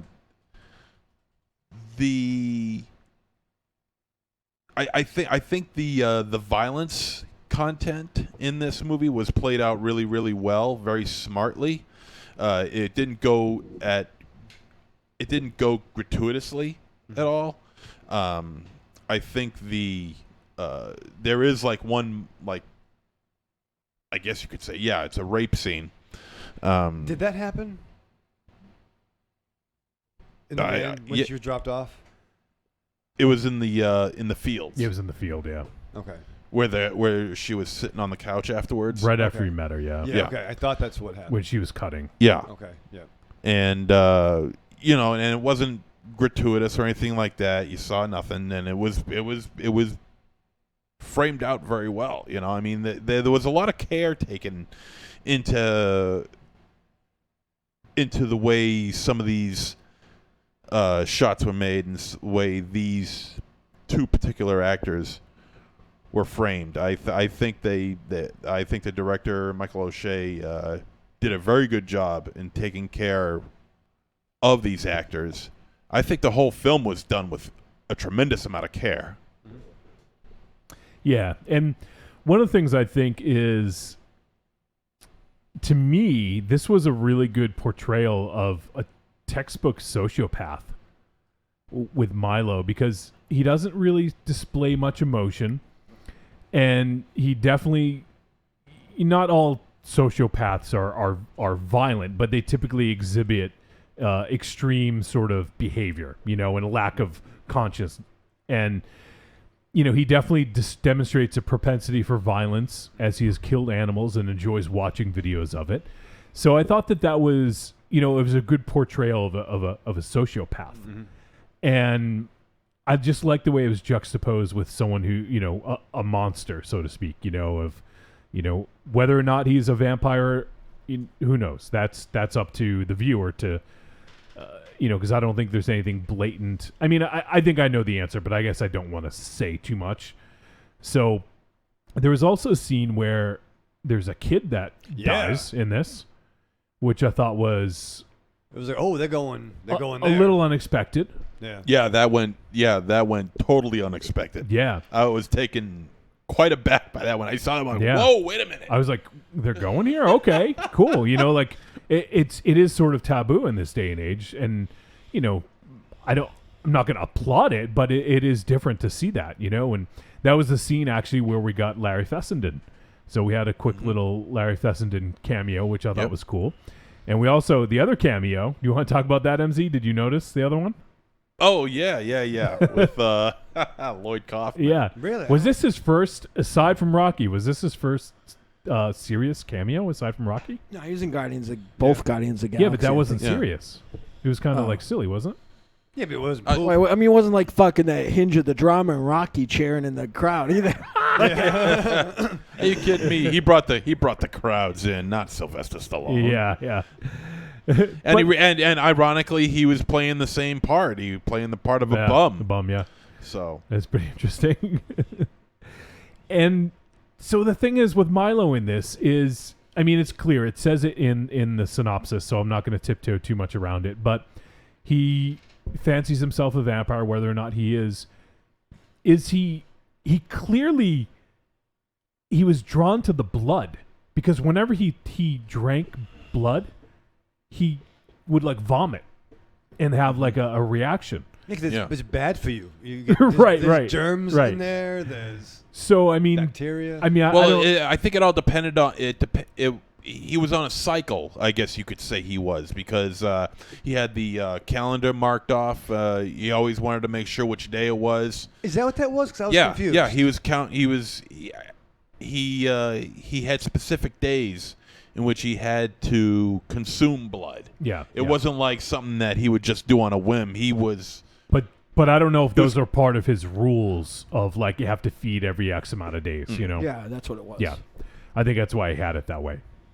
It wasn't it like that's not why he was getting sick. He was that's when he had to feed. Yeah. And then he would feed and get sick. Could some of that rules be maybe like if he spaced out his victim, so to speak, the point where maybe it wouldn't be a pattern? No, I think it was just. Yeah, I think he what he had needed. Globbed onto some vampire mythology. Yeah, that you need to feed every X amount of days. Well, like I said, he was learning as he was going along. You know, he doesn't know all the rules yet, and he was talking to his girlfriend about it. He's like, you know, he maybe not. I don't know. Can we talk about the end without talking about the end? I think so. I think we would probably at least tiptoe around it. I think the end, the very end, the post-mortem, I guess you could say, was playing with the viewer's expectation. Yep. Like, do you think, is that what you gleaned from it? Like, there was no reason to show it because that story was over. I think that it was for us to see if he sat up or... Oh, I got you. Okay, I was thinking you know something what I mean? else. Yeah. Yeah, I mean that's really the crux of this is whether or not you believe he was a vampire. So that's, you know, I like the way that it kind of left it like that. And, you know, I thought the ending was really sweet, you know, like it, you know, both of them are sort of outsiders in this world and they, you know, I don't, whether or not they belong or not, I don't know. I think Sophie kind of didn't belong necessarily. And, you know, he did kind of a nice little deed there at the end. And, you know, I think he thought, you know, in this whole romanticized version of his life, I think that was the way that he wanted things to end, you know? Right. And there were some things that happened where he needed to finish his version of the story. Yeah. And even down to, he said some lines of vampires don't do this. I don't know if that's a spoiler. But there's some act that she feels that vampires don't do. Yeah. You know what I mean? Yeah. And there was some violence in this. Particularly, there was a particular, which I'm back to the projects, and the one of his attempted victims, the couple who was trying to score drugs. Oh yeah. Which that whole scene, I mean, that whole thing kind of spiraled out of control a little bit. Yeah. You know. And first of all, dude, don't go into the fucking project building by yourself, dude. You can get drugs plenty. Give me a call, dude. Give me a call. Listen, you don't go that far to get fucking drugs. That's bad ideas. All right. Well, I want to kind of wrap this up because we still have a bunch of voicemail. And real quick from the chat room, Cecil asks, "Is this a psychological social thriller?" It's very important. Well, he did say the follow-up question, place it on the scale of importance. It's a film. And Bosch says, you guys seem to get way more into this movie than me. Bosch didn't seem to like it very much, so. All right, is there anything else? I know we kind of tiptoed around a lot of concepts, and we talked about, mostly about Milo, but is there anything else you guys wanted to discuss before we head to a verdict on this one? Nope. Nah, not really. Okay. So let's do the verdict. Trick or treat, baby. I wonder if people would say you're a trick or a treat. Trick or treat, motherfucker. All right, verdict time. We'll let you know whether this flick was a trick or a treat. Any final thoughts? I'll go first, I guess. Reverse the order. And I thought this was a treat. I thought this was a pretty interesting take on the vampire mythology. It was a realistic urban take. And I love that Milo had his own rules, followed them to a T. And I think the isolation of this film was sort of a standout. It was really well done. And Michael O'Shea has demonstrated a real strong sort of knack for making a movie. And this is his first flick. So I think he really had a strong showing here. I think this is an interesting flick. It's definitely not for everyone. And it definitely had some moments where it was plodding along a little too slow. It kind of was like maybe losing me a little bit, but then something would bring me back into it, So it is letting folks know it is paced a little slow. And I don't know, I just really dug this, and I like how Milo kind of romanticized his sort of existence living in the projects, and kind of almost made his life more interesting, because whether or not it's real or not, I just thought it was really kind of a different, interesting take on it, and I really dug it. So for me, it is a treat. Marsman? This film, I liked more than I didn't. I enjoyed a lot of the concepts more than the execution of concepts. Man, for this guy's first feature film, I'm excited to see what he does next. Yeah. But I do think it was a bit undercooked. That could be due to budget and experience, and yeah. But I think that, and I also had similar problems to this, different obvious execution than I did with the last movie, where I felt like all of a sudden they had to end it somehow, and it felt like it was just a little. The character kind of turned into Repairman Jack all of a sudden and started to work a little bit out of his means of, I don't know, like he all of a sudden went from like a smart kid to being a fucking really smart hustler, I guess. And that didn't work for me. But all in all, it was a treat. I mean, I feel like I liked more than I didn't, but I will say some of the stuff that I feel like failed really fucking shit the bed. But again, the relationship between the two brothers I enjoyed a lot. I enjoyed that relationship much more than the relationship between the two protagonists. And pretty good. And unlike It Stains the Sands Red, it only did one cheap thing in the whole running time, and that was a fake scare. And otherwise, I thought it was pretty good, but not.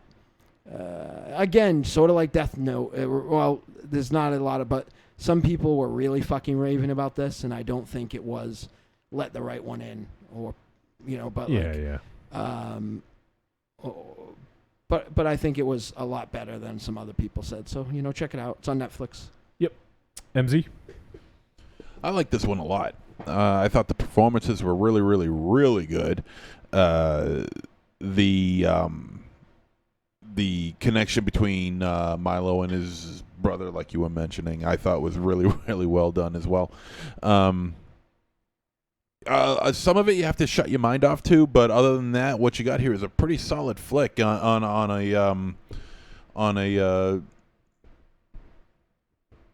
a different take on the vampire genre. Yeah. And I always appreciate that. This is certainly not Vampire in Brooklyn. This is much. No. This is much better than that. What does Vampire in Brooklyn have to do with this movie at all? Urban. Yeah, urban. You're just racist. I'm not racist. That's the only African American vampire movie that you No, can think that's of. not the only. There's two other ones. Blackula. You You are the rudest. You are so racist. It's unbelievable. I am. Yeah, you are. How do you? How can you Finish figure I'm it! racist? How can you figure I'm racist? I'm white and black. Okay, so don't you be putting on your jive shit on me, motherfucker. Oh my god. Now, Oh that my being said, God. this is a very, very, very good movie. I'm excited to see what Michael O'Shea has up his sleeve next. This one surprised me. I really liked it. This is a bona fide treat. Right. Ravy. Once again, I mean, I think we're all saying the same thing from a first-time effort. It was pretty dope. I think some things could have been cut a little bit, but overall, I thought the dialogue was great, as we talked about. A lot of cool ideas. I didn't love this flick either.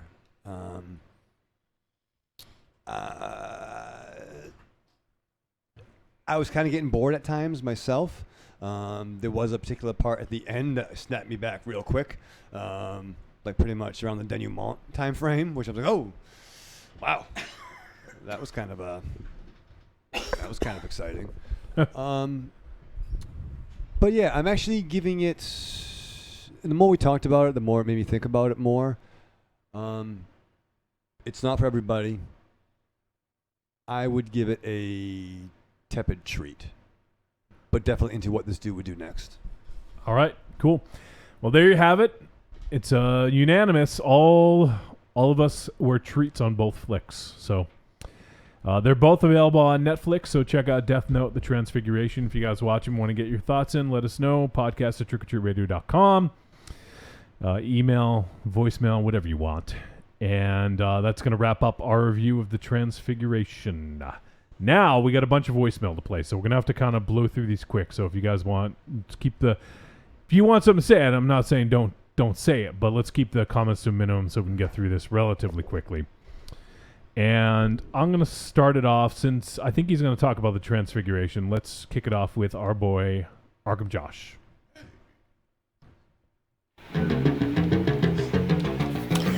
Hey, Trick or Treat Radio guys, it's Josh from the Arkham Film Society here. Just calling in. Sorry I missed out on last week's episode.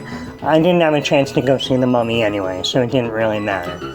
I was kind of hoping to though, because it was actually at the local $2 theater, and I was like, it's probably worth seeing for $2 at least, even if it was bad. But you guys made it sound like it actually might be interesting, so. But this week I got to check out one of the films. I've been kind of interested in seeing Death Note, but I skipped out on that one. I haven't seen the original anime, but I did see the 2 Japanese live-action films, which I did think were pretty good. So I'm kind of looking forward to this one. But I also really wanted to check out The Transfiguration. I'm a sucker for kind of like a vampire film that tries to strip away the fantasy elements. Yep. I think Romero's Martin always comes to mind. So frankly, I think it's his best work, and it's one of my favorite films. So I was also very happy when they made reference to that in this. But overall, Transfiguration, I think, is a really well-made film.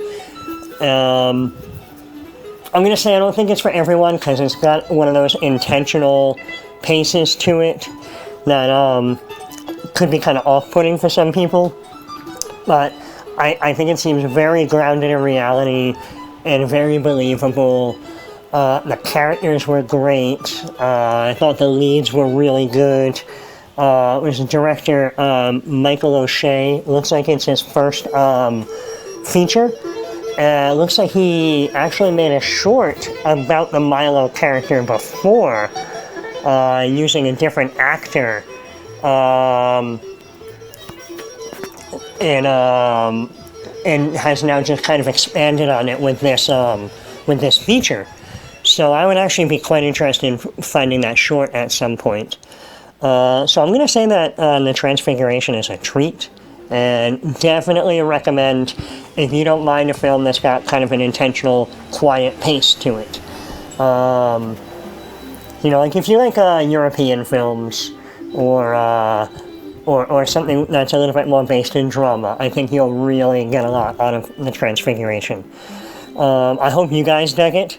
I hope Raven Shadow watched it. I know he's been doing better, but you know, this strikes me as the kind of thing that he might have a little bit of a hard time getting through. Sorry about that, Mike. But all right. Hey, other than that, Mars, still great to hear that you're continuing to do better and better all the time. Thanks, buddy. I hope I see you. And I know Rock and Shock's coming up. I'll see all you guys. Still hoping to get up there to do a show with you guys before then. But things are a little hectic right now. I am in my new work schedule where I will not be working Wednesdays. That's why I'm actually recording this for you on the Wednesday afternoon and getting it in a little bit early. But I actually am taking off this weekend. Steph and I are going to Vegas, and we're going to go see the Grand Canyon and stuff. So, awesome, man. So there's also a chance there will not be a call-in from me next week. Or at least if I do call in, there's a chance I wouldn't have seen the whatever you decide to cover, because Saturday morning we're taking off, and we won't be back until Thursday night. But, hey, and if there's any listeners out there in Vegas, if you got anything, any recommendations for things that I should do, you can easily find me on Facebook and drop a recommendation. All right? Hey, it's been, great leaving a message for you guys, and hopefully it'll be even better when I get back up there and hang out with you guys. Yeah. And I don't know. I just hope everything's going well, and I hope I see you soon. I love the film. I hope you guys love the film. I don't know. Enjoy a little bit of weird synth from an old library record that I found. And then have a nice night. Bye.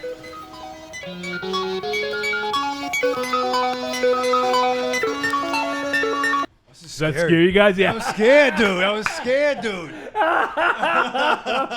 Bastards. Johnny, can I stay over your house tonight? Sure, yeah. MZ, what's something that Josh should do in Las Vegas? Watch Gene Simmons. Yeah, find the guy who's dressed up like Gene Simmons in a wheelchair. That guy's a hoot. What about the guy masturbating? I don't know if it'll be the same guy, but I can almost guarantee it'll be somebody out there doing it. He'll be in Grafton. Yeah. Tell him what are the good rocks to stand by. Yeah.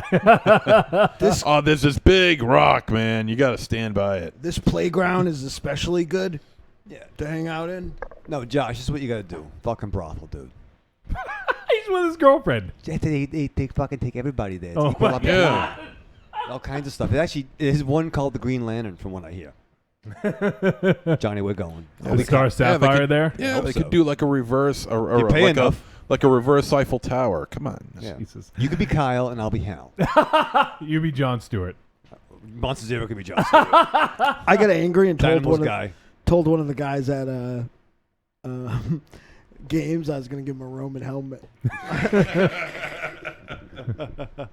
Enjoy my 300. I don't think they knew what it was, but I think my rapey intentions came through. Perfect. Well, Josh, thanks, buddy, and can't wait to see you at Rock and Shock, and hopefully before then. So thanks for the call. Enjoy yourself in Vegas, buddy. You deserve it. All right, I think this might be about Transfiguration as well, but let's hear from Creepy Girl. Okay, this Creepy Girl. Hopefully you're playing this one and not the other one. I only got one. I just wanted to real quick say what I thought of the films. The Death Note, I never saw anything about that ever before. I felt like it was kind of one of those teeny bopper films, but I enjoyed it. I wouldn't say it was a great film or anything, but it was a good film. I liked the storyline. I like how they had the rules and you had to pay attention, and then it kind of played into the twists and everything. I really liked the art of the creature. Gosh, I can't remember who played the creature, but he did such a good job. But yeah, I enjoyed it. It was good, and I went in blind because I've never seen any of the Death Note anythings. The second movie, Transfiguration, I liked that more. It was a very slow-moving, quiet film, but it was a very meaningful film because, you know, it kind of talked about, you know, how people in situations in life and, you know, how they kind of feel invisible and nobody cares, and, you know, so they kind of dive into this world. You know, for him it was vampire movies, and you know, he kind of escaped through that. It was definitely a film made for vampire fans. There was a lot of little Easter eggs all over the place, and but you know, it just showed how when one person can notice you and care about you, and how it changed him. It changed him to realize that maybe that wasn't the right thing to do, what he was doing, and it was wrong, and he cared, and I don't know how to explain that. I'm saying I'm tired. But I just felt like that film had more meaning. It really talks about social behavior, and you know, it was kind of a sad little movie, but it was a good movie, and I loved the ending. I think everything came full circle, and it's just an enjoyable film, even though it was kind of slow. I had a few people that watched it, and they said, you know, oh, I fell asleep. I'm like, watch it again. You just got to watch it and stay with it, and you'll enjoy it, because it is kind of slow moving, but it was definitely, I think, a meaningful film. It was good. That's all I got to say. Love ya. Bye. Thank you. Awesome, creepy girl. Thank you. Glad you, for the most part, dug both flicks. Thanks, babe. Thanks. Can I call her babe? No, you cannot. No, you cannot. I can. Nice. Wow. What? Please make that happen. Seriously. What? You know what? The creepy tour. Oh. The creepy tour. The creepy tour. Creepy tour 2017.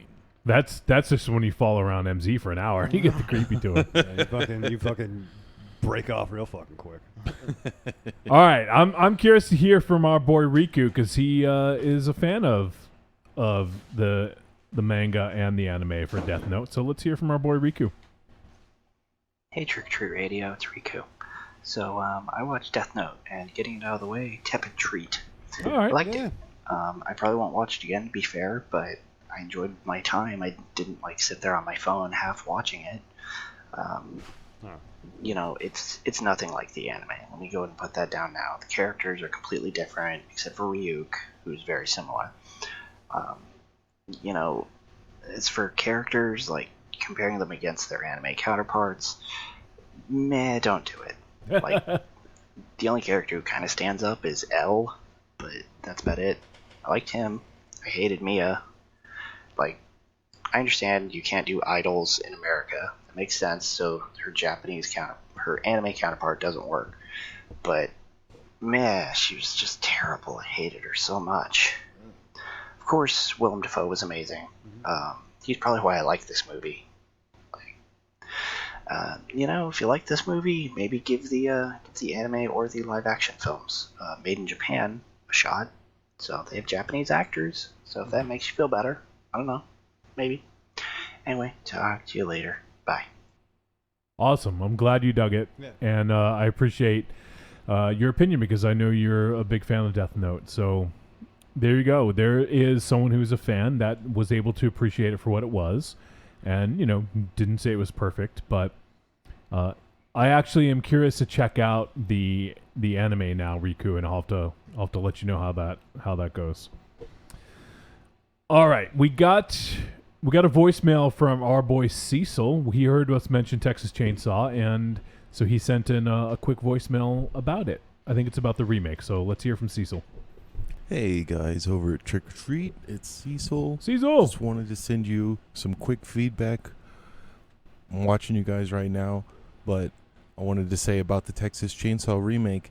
Look, I mean, I'd like to talk about this after Leatherface is released, upcoming, because I think it could have the same issues that I had that I didn't have with the Dawn of the Dead remake. For some reason, the treatment of that was fine with me. I think Michael Bay's involvement does just immediately, change the situation. And they simply, the one problem is that they over-explain Leatherface and why he wears people's faces. He has a skin condition like he's in the movie Mask with Cher, in this version, and we pity him so much. And it just doesn't work for me, man, as a horror thing or anything. And then to talk about the older Texas Chainsaw movies real quick, Texas Part 2, it's like fine and fun, and you get Dennis Hopper, but if I have to say, that movie doesn't live up to what I would want from Texas Chainsaw, the sequel, either. I agree. Right. So really, the first one has never been matched in to me. Oh, it still has potential to be realized and really done better. Anyway, that's my take on Texas Chainsaw. I agree completely about Kong Skull Island not mattering and all these Godzilla evaluations. Great stuff. Amazing. Love it. All right. Adios. All right, Cecil. Thanks, buddy.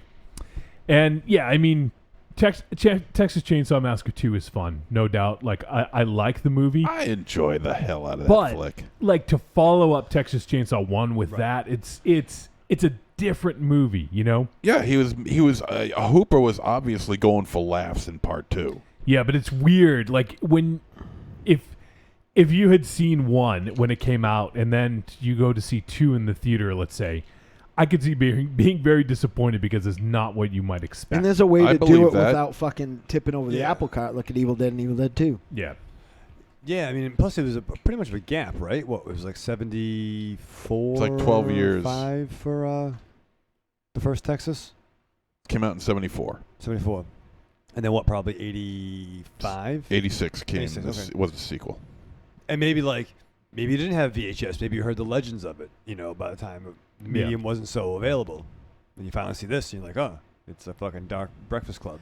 I didn't. From the poster. We reviewed the remake, right, on the show? One of our first episodes? Yeah.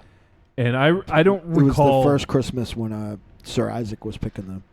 Oh, that's right. I don't recall exactly what I thought, but I remember not really loving it. But whatever. I'm not gonna start a petition online about it. I'll say the same thing though. Watch fucking, Texas Chainsaw Massacre 3 and see how fucking happy. Yeah. No, absolutely, yeah. Or Next Generation. Yeah. Then you'll really be. No doubt. Yeah. To steal one of my tag team partners' lines and subvert a little, you'll feel like you're watching Casablanca. Casablanca. All right, well, let's move on. And he's hanging out in the chat room. We haven't heard from him in a while. We're going to hear from him right now, and that's fucking Drive Jacket Mark. Oh, yeah. Hey, guys, it's Drive Jacket Mark here. It's been a while. Missed you, buddy. Just checking in on you. So I watched Death Note. I actually really enjoyed it. I didn't love it, but, it was a lot of fun. I think that's what Adam Wingard should be doing, films like that, he likes color, he likes a good soundtrack, he likes to have a bit of fun. It's way better than Blair Witch ever was. I fucking hated the Blair Witch, even though my friend he says I need to watch it again. I will watch it again, but I don't really want to. I always love I love thinking about hearing Dynamo's review on Elm Street Kids of that movie. Like, it was fucking hilarious. But, other movies I've watched. I watched half of Transfiguration. Haven't finished it yet. I was enjoying it, but I mustn't have been enjoying it that much that I haven't finished it yet. I don't know. I watched Wonder Woman the other night. There you go. Rubbish, I thought. I hate those fucking slow-mo action scenes. I thought this one, when they were comparing it to Captain America, that all that crap would be gone. But Zack Snyder's dirty little, filthy little sausage fingers are all over it. Can't stand it. Hated it. Wow. What else? What else? Oh, I'm going to see It tomorrow. Can't wait. I was going to go and see it at 10:30 this morning on the first screening, but my best friend won't let me do that. Nate so the cock? I said, all right. Well, I got up this morning, mowed the lawn. There you go. And then I started. Have you ever had that where you wake up, you're like, okay, it's 6 o'clock in the morning, so I'm going to do everything that needs to be done. Yes. So you vacuum the house, you clean out the cat litter, you do all the dishes. Yep. You wait till it's a reasonable time, you mow the lawn. Yep. And then it's 9 o'clock, 9 a.m. And then you think, good time to have a beer. Yeah. So, yeah. I had the beers ready in the fridge, and I thought, all right, do that. Because otherwise, if I didn't have those beers, I would have gone and seen It this morning. But I had the decency of a good friend to wait. So I got drunk instead, and so, I don't know. We'll see it tomorrow. I'm still thinking about it. I'm hoping it's as good as everyone says it is. What else? Oh, yeah. So, I went to the doctor the other day, and they said you've got a bad functioning liver, you've got low thyroid, and he also added this little tidbit at the end. Low thyroid is something that usually happens with women. I said, oh, that's nice. And he also said I've got high cholesterol, which is strange for a man of 35. Alright, so I said, I'll change my diet, stop drinking, but here I am. I've been eating good all week. I've had so much energy. I'm just pumping through it. And what else? What have we been doing? Oh, I'm reading Cujo. Oh, nice. I'm reading Cujo again by Stephen King. Yeah. It's an enjoyable book. I love it, actually. It's, yeah. Something to talk about some days. Some days you got nothing to talk about. And I've been, this is something I love. The new National album. Yeah, it comes out Love pretty soon. that album. Go and listen to that. I pre-ordered. Comes out tomorrow. Yeah, I But I have to pre-ordered. steal it because I've got no patience. Right. And then I'll go and buy it and listen to it as I drive around in my car and weep silently about all the things I've lost. I'm so excited for that record. I pre-ordered. Dating situation? I was sleeping with the girl I met at the dog park. I slept with her for a couple of weeks, and then she kept telling me how amazing I was. So then I thought, all right, well, let's see how amazing I actually am. And so I got drunk one night, and she took me out to this vegetarian restaurant. Yeah. And I invited this old man that was sitting by himself. I said, come sit with us. And then he was eating all her food. He was dipping his little fingers into my food. It was like, for me, it's like being at work. And I was laughing. I thought it was hilarious. And she was not impressed. And he made her, give her his number. He made her give him her number. And then she was so... And I was like saying, do it. Give him the number. Give him a hand. He's just going to call you up, He's just going to say hi. It was the best. And then, so now I'm dating... That ended, obviously. And then... it had to. Is she dating the bum? So I've been dating this other girl. And, well, that's not working out either. Because you know how it is. It's a shame. It's a real shame. All right, guys. See you later. I'm glad to be back listening to the show today, but don't know how impressed you guys are with having me there. Are you kidding? All right, love you. Bye. Love you. We're highly impressed. I hope some magic happens when that motherfucker gets on a plane. Yeah. And comes around the corner at Rock and Shocker, walks into the cove. Because I'll fucking mark out. Seriously. With my cock out. Drive jacket. Just get in the fucking States. We'll take care of the rest. I'll do love masturbation instead of hate masturbation. Get in your Jeep or your car or whatever and drive on over here. Okay, there's some gaps. I am so excited I was really excited. I haven't been paying attention to what's going on. I pre-ordered There's 3 things. I pre-ordered the new National. I pre-ordered the new the deluxe new Tori Amos, which was stupid expensive when I found out what the difference between the deluxe and the original one was. Then I canceled the order and went on Amazon, and it was only $13 for the deluxe one. So, and then I ordered something else that was it was all like. But here's the thing: it's all coming out like it'll all be at my house by Friday. Like it's all stuff that's coming out, you know. So like, oh man, there's something else I ordered. Maybe the new no, I didn't order that yet. Maybe I did. There's a new Preburbator. Is it Perturbator? Perturbator. Yeah, whatever. Perturbator. I ordered something like from my 90s era, like... Smash Mouth. No. I can't remember. All right, well, you maybe try to remember during the next voicemail. So thanks, Mark. It was awesome hearing from you, buddy. We miss you, but I know there's a lot going on. But hopefully you can hang out. And if you can make it to Rock and Shock, we will all mark out. It'll be fucking awesome to give you a hug and to see you in the Drive Jacket. All right, well, let's hear from Evil Corny. Hey, guys, this is Evil Corny. I watched both films this week, and here are my thoughts. With Death Note, I enjoyed the film.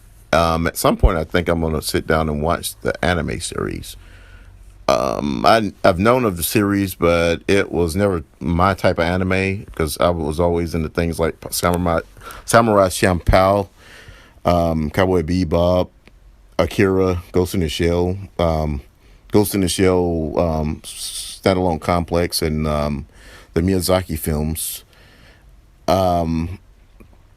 So this is just one of those type of animes that I knew of but never sat down and watched just because, just not really my thing. But one of the things about that film, I kind of wonder what translated proper between the anime and the movie.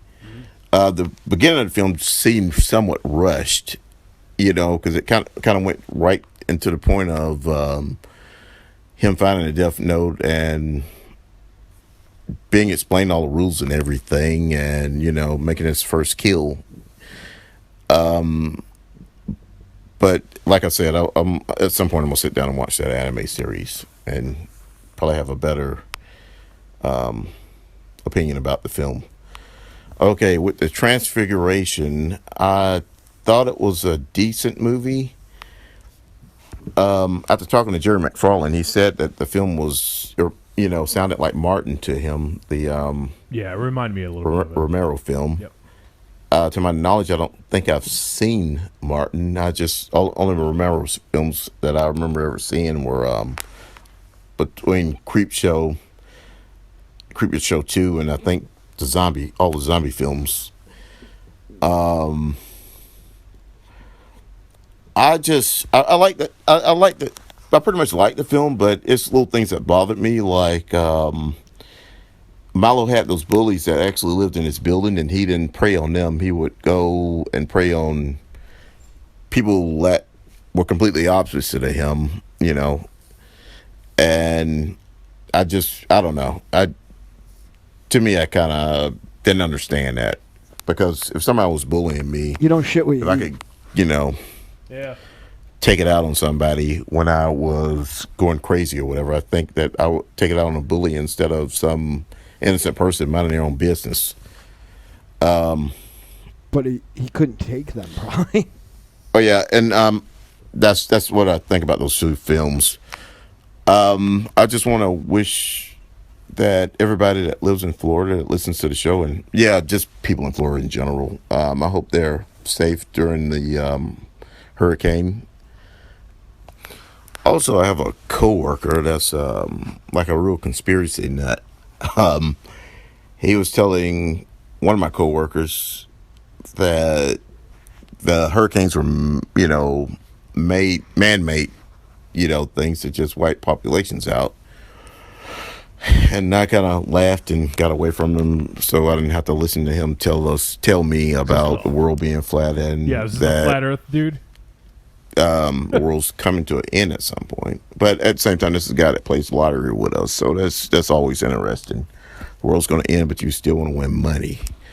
So I want to ask you all, are there any conspiracies that you think might be true? And I don't even know if believing the flat Earth is a conspiracy or not. I think that's just like stupidity. Not want to accept, logic or giving information. But you all have a good one. Evil Corny out. Oh yeah, and I love the podcast, guys. This makes my Friday and Wednesday nights. Watching the live show for the amount of time I do, and coming back around and listening to everything on Friday. Y'all have a good one. Awesome. Corny. Even you, Raven Shadow, you have a good one too. Thank you, buddy. It's a false finish right there. Ooh. Awesome, Corny. Thanks, buddy. And glad you dug the movies for the most part. And definitely can see your thoughts on Transfiguration. And I think what Dynamo said, you don't shit where you eat. It kind of made sense with why he wasn't going after the kids that were bullying him in his building. But too much of a threat. Remind me to talk about this flat Earth thing next week because I'll go berserk again. Yeah, so remind me. He asked for conspiracies, right? Conspiracies that I always, when looking at a conspiracy, I always look at how fucking hard it would be to pull it off. Yeah. Right. So forget about thinking that the Earth is flat. You're like saying that almost 100 years of lunar photography from space of the Earth was faked too. Right. How about the most recent eclipse? That was wasn't was faked. No, but why would they be in an eclipse? That's science. Why would they be in eclipse if the Earth was flat? Yeah. The Earth didn't have anything to do with the sun and the moon because it's part of a solar system. Well, it ain't flat. We'll leave it next week. It ain't flat. At the end of the day, let's not dig too deep into this. Did you ever see a globe before? Corny, I'm trying to think, man, and I'm not really a big conspiracy theorist. There's like all these fucking 9/11, hoax folks, and it's like time travel. You're gonna go down a fucking rabbit hole. Yeah. One of my buddies in the podcast sphere told me a conspiracy about this show. This show? Yeah. That you guys are in cahoots? No. That you and I were in cahoots, and all of our scuffling was staged. Oh no, that was real. Yeah, that was a conspiracy going around that all of our fights were all like staged. That's a good one. Yeah, that's interesting. All right, a reliable source too. Really, I'm curious. If we think of any others, Corny, we'll update you. Three letters. It's my spirit animal. Oh, yeah. CDR. Oh, okay. All right, well, let's hear from our boy. This is not about the films that we checked out, but he's got some other thoughts about a film that we really love. Let's hear from FTM. What's up, Trick or Treat family? This is First Time Mike. How's everybody doing? This is going to be a short one tonight. All right. Because I feel remiss in my duties of mentioning that Neon Maniacs is a great movie, and I just wanted to know tonight what property would you cross the Neon Maniacs with? Across time and space, anything you can think of. If you want to do Leprechaun versus Neon Maniacs, go for it.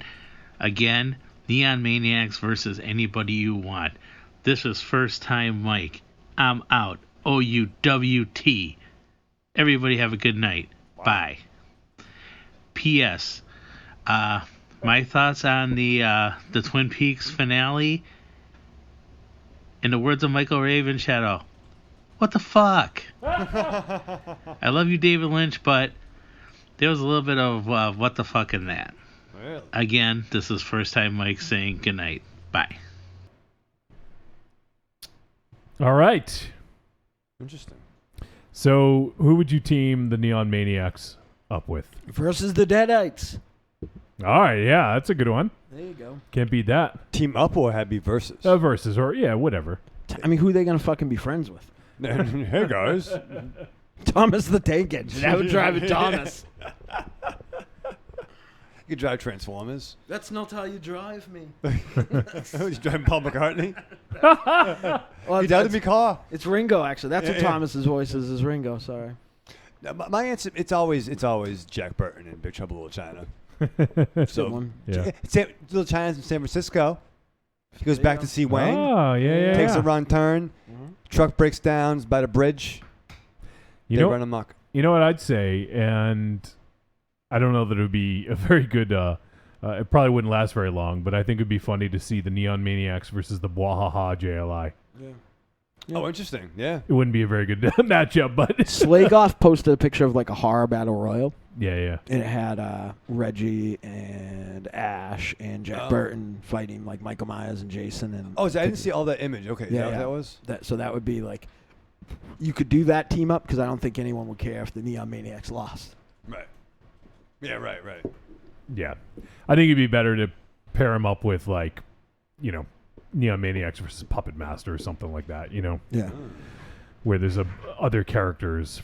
So, all right, well, let's go to the next one, and this is Jeremy McFarland. Yeah, how you doing, Trick or buddy? Treat Radio. It's your boy, Jeremy. Hope you guys are doing good. What's up, buddy? We'll send a little bit of feedback in. Yeah. I know you guys recently asked who's your favorite Universal monster.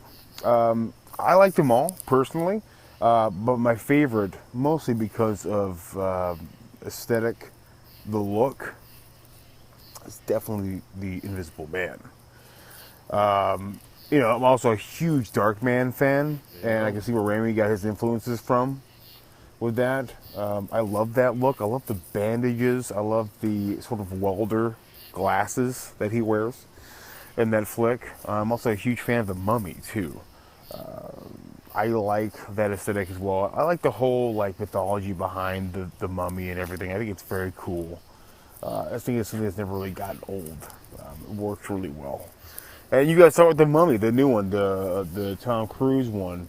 I actually took my son. We actually went and saw it in the theater together when it came. I think it was that weekend it came out. We had a blast watching it. I thought it was going to be garbage, and for the most part, I do think it's garbage. It's not a good movie, but we did have fun watching it. That's for sure.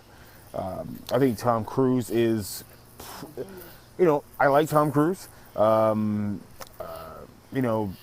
He's pretty much Tom Cruise and everything, which doesn't really bother me very much, honestly.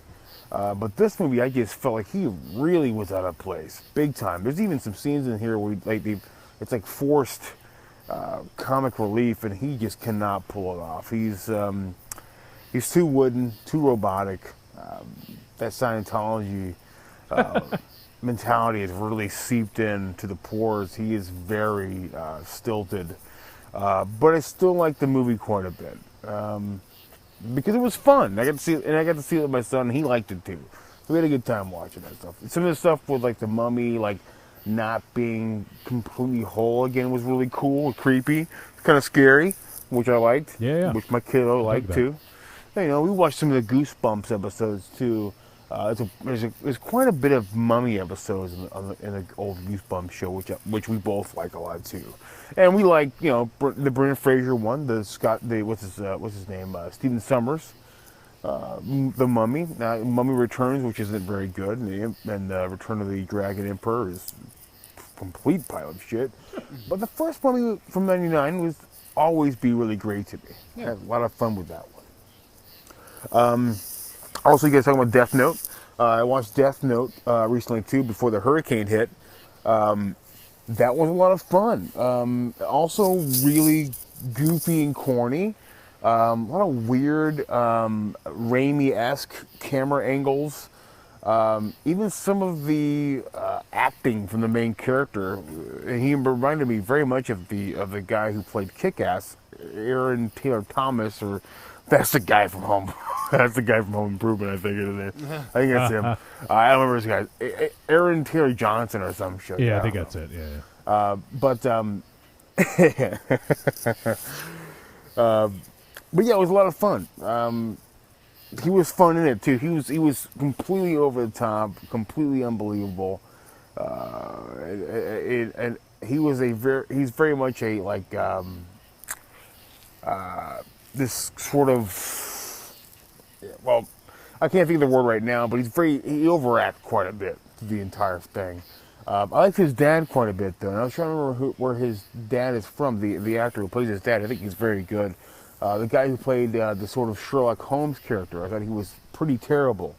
There are a lot of terrible things about the movie, but weirdly enough, I still liked it quite a bit. I love William Dafoe doing the voice of the demon of the Death Note book. I like I like the way he looks. He looks very cool, and I love the idea. And I never watched the anime. Sadly enough, I have plenty of friends that love anime. They always push me towards it, and I never got around to doing it. And I might do it now because I feel like there might be a sequel to this, especially with the ending, how that works out. But yeah, hope you guys have a great night. Thank you so much. I want to take this time right now to let you guys know how thankful I am once the hurricane hit and everything, how much I've really appreciated your guys' show. You guys really helped me through that time. I actually hadn't listened for the last couple episodes, and it really helped out that I saved them because I listened to them while all this shit was going down, and it helped out quite a bit. Quite a bit, man. You guys really put me in a zen area, and I felt a lot better. It's the first time I ever heard Austin Zen. And I felt like I was home, which it means the world to me. So you guys have a great night. Thank you for everything that you guys do, and I love you guys. Talk to you later. Be safe, brother. You got a long way to go. Yeah, that's really sweet, Jeremy, and glad everything worked out. I know it got a little dicey there. But, glad that you and yours are safe and doing well. So keep strong, man, and keep hopefully things keep improving down there for you guys and everyone else around you guys. And now I'm gonna turn our attention to our Florida friends now. So, well, thanks. I appreciate all the thoughts. You covered a lot of ground there with the Mummy and Death Note and everything. So. You did mention the Invisible Man, though, and that's going to segue nicely into next voicemail. And Love you, Jeremy. Apparently, Nick had tried to send it for last week's show, and it didn't end up coming through until like Thursday after we recorded. So, Nick had some Universal Monster thoughts. Hey, what's up, Trick or Treat Radio? Nick here. I saw a post on Instagram. You guys were talking about Universal Monsters in the Mummy movie, the new Mummy movie. I have not checked out the new Mummy movie, but I did want to talk about one of the Universal Monster movies I absolutely love, and that is The Invisible Man. I really came to the Universal Monster movies late. I still haven't watched all of them, even though I picked up the main ones like Wolfman, Bride of Frankenstein, Dracula, Invisible Man, Creature from the Black Lagoon. Basically those. But I got to The Invisible Man, and I was blown away. One, of just how technically awesome they did this movie.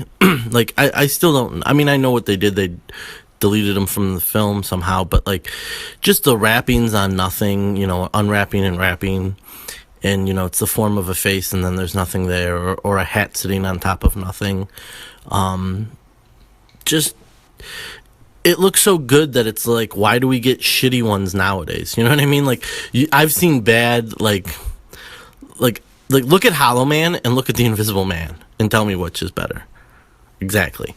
It's The Invisible Man. And I like how, okay, so if you watch, I've watched some of the Universal Monster movies, and, including, the Frankenstein, they're kind of misunderstood. They're not totally monsters, but this guy is a monster, and I think they were kind of getting at, they're showing that people, and I forget where this was made in the time period of all the films, but I feel like it was a little later, just showing how people are monsters. Like, this scientist was the minute he discovered this stuff, he was he realized his power and he went crazy, just beating people and stealing from people and terrorizing people just for the fun of it. Dude kills people.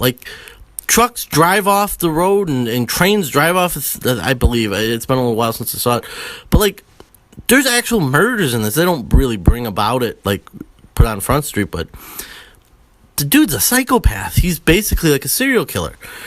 And that laugh the whole time is really menacing. I mean, like, I didn't even see it as hokey. Like, I was just like, this dude is crazy. So far, and I've tried watching some of them. I tried watching Pretty True and Black Lagoon. I was hoping that wouldn't be awesome. But it's a little, I don't know. Like I said, I got to rewatch all of them. But I love The Invisible Man. That one so far is my favorite. And Dracula looks great, just because it's Dracula. But I have to say, hands down, so far, my favorite is The Invisible Man. So thanks, guys. Bye. All right. Well, there you go.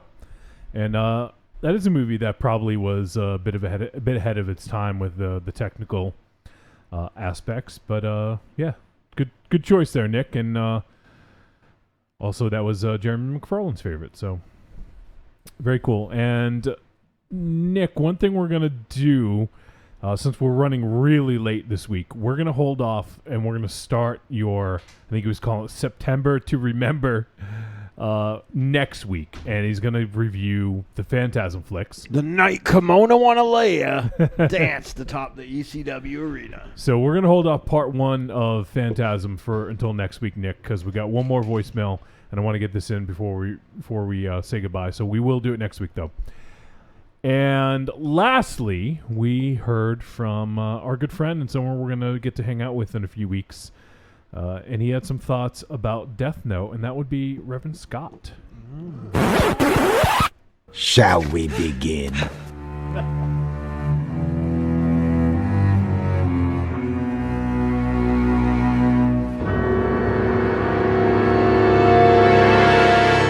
Hey there, Johnny, Mars, Monster Zero, Raven, Shadow. This is Reverend Scott. Hey, buddy. And I just wanted to pop in real quick and give my 2 cents on Death Note, that exclusive to Netflix. I was actually pretty excited about Death Note coming out. I've been waiting for probably a good month from the time that I heard it was coming out to the time I actually watched it. I've watched the anime, the whole 37 episodes. I'd say they're probably 23 minutes a piece. So we're looking at over 14 hours of content for the Death Note anime series. So originally I thought it was going to be a live action series, and I thought, man, this is going to be awesome. Then I heard it's going to be a movie, an hour and 40-minute movie. So to think they took 14 hours of material and condensed it into an hour and 40 minutes kind of gives you an idea of how much probably was left out. And if that's what you imagined, you would be correct. There's a lot left out of the original series that was either glossed over or skipped or converted into something else, aka his girlfriend in the show. Because if I remember correctly, she technically didn't exist in the original series. There was a character that was kind of his girlfriend. It was kind of a different character. She was someone that was, if I remember right, she was someone famous. And she had her own storyline going on that I won't get into, because I really recommend anybody who was even remotely interested in this after seeing the movie really should go watch the anime, because the basic premise of that is just amazing. I love the idea of there being this Death Note, there being someone that's smart enough to try and figure out who has it and who's doing all this, and someone who is smart enough to use it in a way that they don't get caught, or at least, can hold their own. And that's one of the problems I had with this movie, is because Light as a character in the movie was nowhere near the level of intelligence, or at least they didn't portray his intelligence to be anywhere near the level of Light in the anime. He was like genius level in the anime. I mean, there's a lot of opportunities, obviously, over the course of that whole anime that he could play around with using various aspects and rules of the Death Note to cover his tracks and things like that. And they get into that a little bit near the climax or even end of the movie, but it's prevalent throughout this whole chess match, I guess you could call it, between Light and the L character. And L actually was portrayed pretty faithfully in this. For the most part, I think he kind of loses his shit a little bit too often, doesn't keep his cool quite as well as the L and the anime did. There's even a whole section of a task force that L puts together and has Light be part of the task force and stuff to catch Kira. And there's a whole nother level of things going on, or multiple levels of things going on in the anime that they don't even get into in this. And but there's lots of things to like about this. Light's father, I really liked him. He was smart, he was competent. You know, a lot of times you see the dumb bumbling police officers and so on, and he's nothing like that.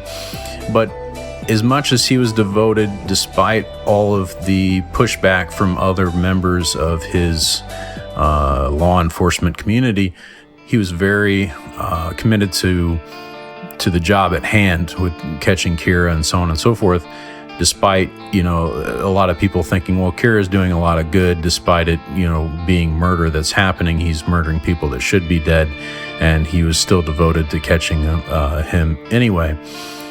But despite that, he was still devoted to his family, you know, seeing how he lashes out when Light takes a crack at his deceased wife, and lots of things involving Light in general happen in the movie that you can really see that there's a line that, you know, he's not sure if he wants to cross or not when it comes to family. So I mean, he's very protective of Light when certain things happen, when L starts throwing some suspicions that way. L was done quite well. That actor was actually almost too good to be in this. And the other actor that was probably almost too good to be in this was Willem Dafoe. Ryuk was just almost perfect voice for Ryuk, and almost the most perfect portrayal of live action you could imagine that character could be after seeing the anime, because he was always in the shadows. He was always kind of out of focus a lot of times. That character really loved apples for some reason. So I mean, there was a lot of things going on with that character that were just amazing. He loved to stir shit. He didn't really give a shit about mankind. He just wanted to play games. He wanted to see what kind of trouble he could cause, and they really portrayed that well in this. So I think overall, it's worth a watch. I would give it. I would say it's a treat, because in addition to all the things I said, when people die in this, man, do they fucking die in this. I mean, especially the first death you see, you almost kind of leave your jaw dropped open, because it's kind of reminiscent of like one of my favorite gore horror movies, Final Destination 2. All the deaths are real wet and grisly, and it's just done very well. You can tell whoever decided to do these deaths, there was no like PG-13 deaths in this for the most part. It was, when people died, there was no doubt that this fucker is dead. And I appreciated that they went a little extra mile with the gore in this. So overall, yeah, I'd say it's a treat. It's something you can check out. And if you remotely like this, you definitely need to go through and take a few weeks and watch the entire Death Note anime, and you will not be disappointed. It is a fucking roller coaster ride, and there's so much more to this story that you don't even know yet. Even seeing all the way to the end of this movie doesn't ruin anything about the original anime. So go check it out. I should really be working on my episode 500 material for Outside the Cinema right now, but I couldn't pass up an opportunity to talk a little bit more about Death Note. So I've already taken up more time than I should have, and I'll let you guys get back to it.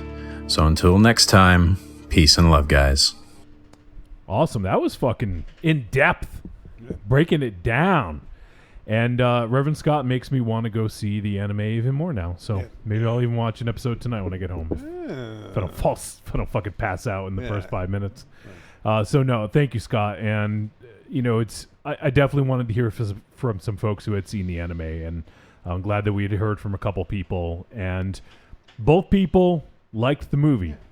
So I mean, it's a very small cross section of folks, but so far from everyone I think that called in, they liked it. Yeah. So right, for what it was. Yeah, for what it was. People who had seen the anime and not. So there you have it. You know, make your own judgment. It's available on Netflix basically for free, I guess. So All right, well, that is it. That is going to do it, I believe. Yeah, we don't have any voicemail, and I don't think we got any tweets necessarily. We got some retweets and just some things here and there, but nothing directly relating to the show this week. So I think that's going to do it. We ran a little long this week, but I guess that tends to happen when you review a movie for 90 minutes. So let's close things out here, MZ. Arrivederci, douchebags, and happy birthday, Dario Argento. Oh. All right, Raven Shadow. Live fast, love hard, die with your mask on. Marsman. Happy birthday, Julie Meow Meow. And we actually accidentally had a very nice show about fandom this week, which was something that we didn't intentionally mean to do, from Bronies to Death Note to vampire stuff. It was very, absolutely, very, very good. And I'm gonna go home and snap my carrot. Remember, children, wherever you go, there you are. It gets a round of applause. Yeah, let's wrap it up. I gotta drop him off, then I gotta go home. Dynamo, I'm not sure. I think you should call it Billy Squire tonight, so you can stroke it all night long. Ooh. All right. Well, thank you, everyone, for tuning in to episode 267 of Trick or Treat Radio. Thank you to everyone who hung out in the chat room. We had a big group hanging out tonight. We had some old faces we hadn't seen in a while. And to everyone who contributed, we had a lot of voicemail tonight and a lot of thoughts on the flicks. We didn't pick a topic for next week. We're doing Guardians. Yeah. I'll think of something. I totally dropped the ball on the topic for next week, but we'll tweet it out, put it on Facebook and whatever. So, but free form. If you guys have any thoughts about next week, just send whatever. If you caught Death Note or the Transfiguration and didn't get your thoughts in this week, go ahead and send them to us next week. And I want to thank everyone who is going to check this out on Friday. Everyone who's involved. We love you guys. I hope we see you at Rock and Chalk, at least some of you. And, well, that is going to do it. So we are out of here. We will see you guys next week as we review Guardians, available on VOD if you want to check it out as well. We'll see you next week.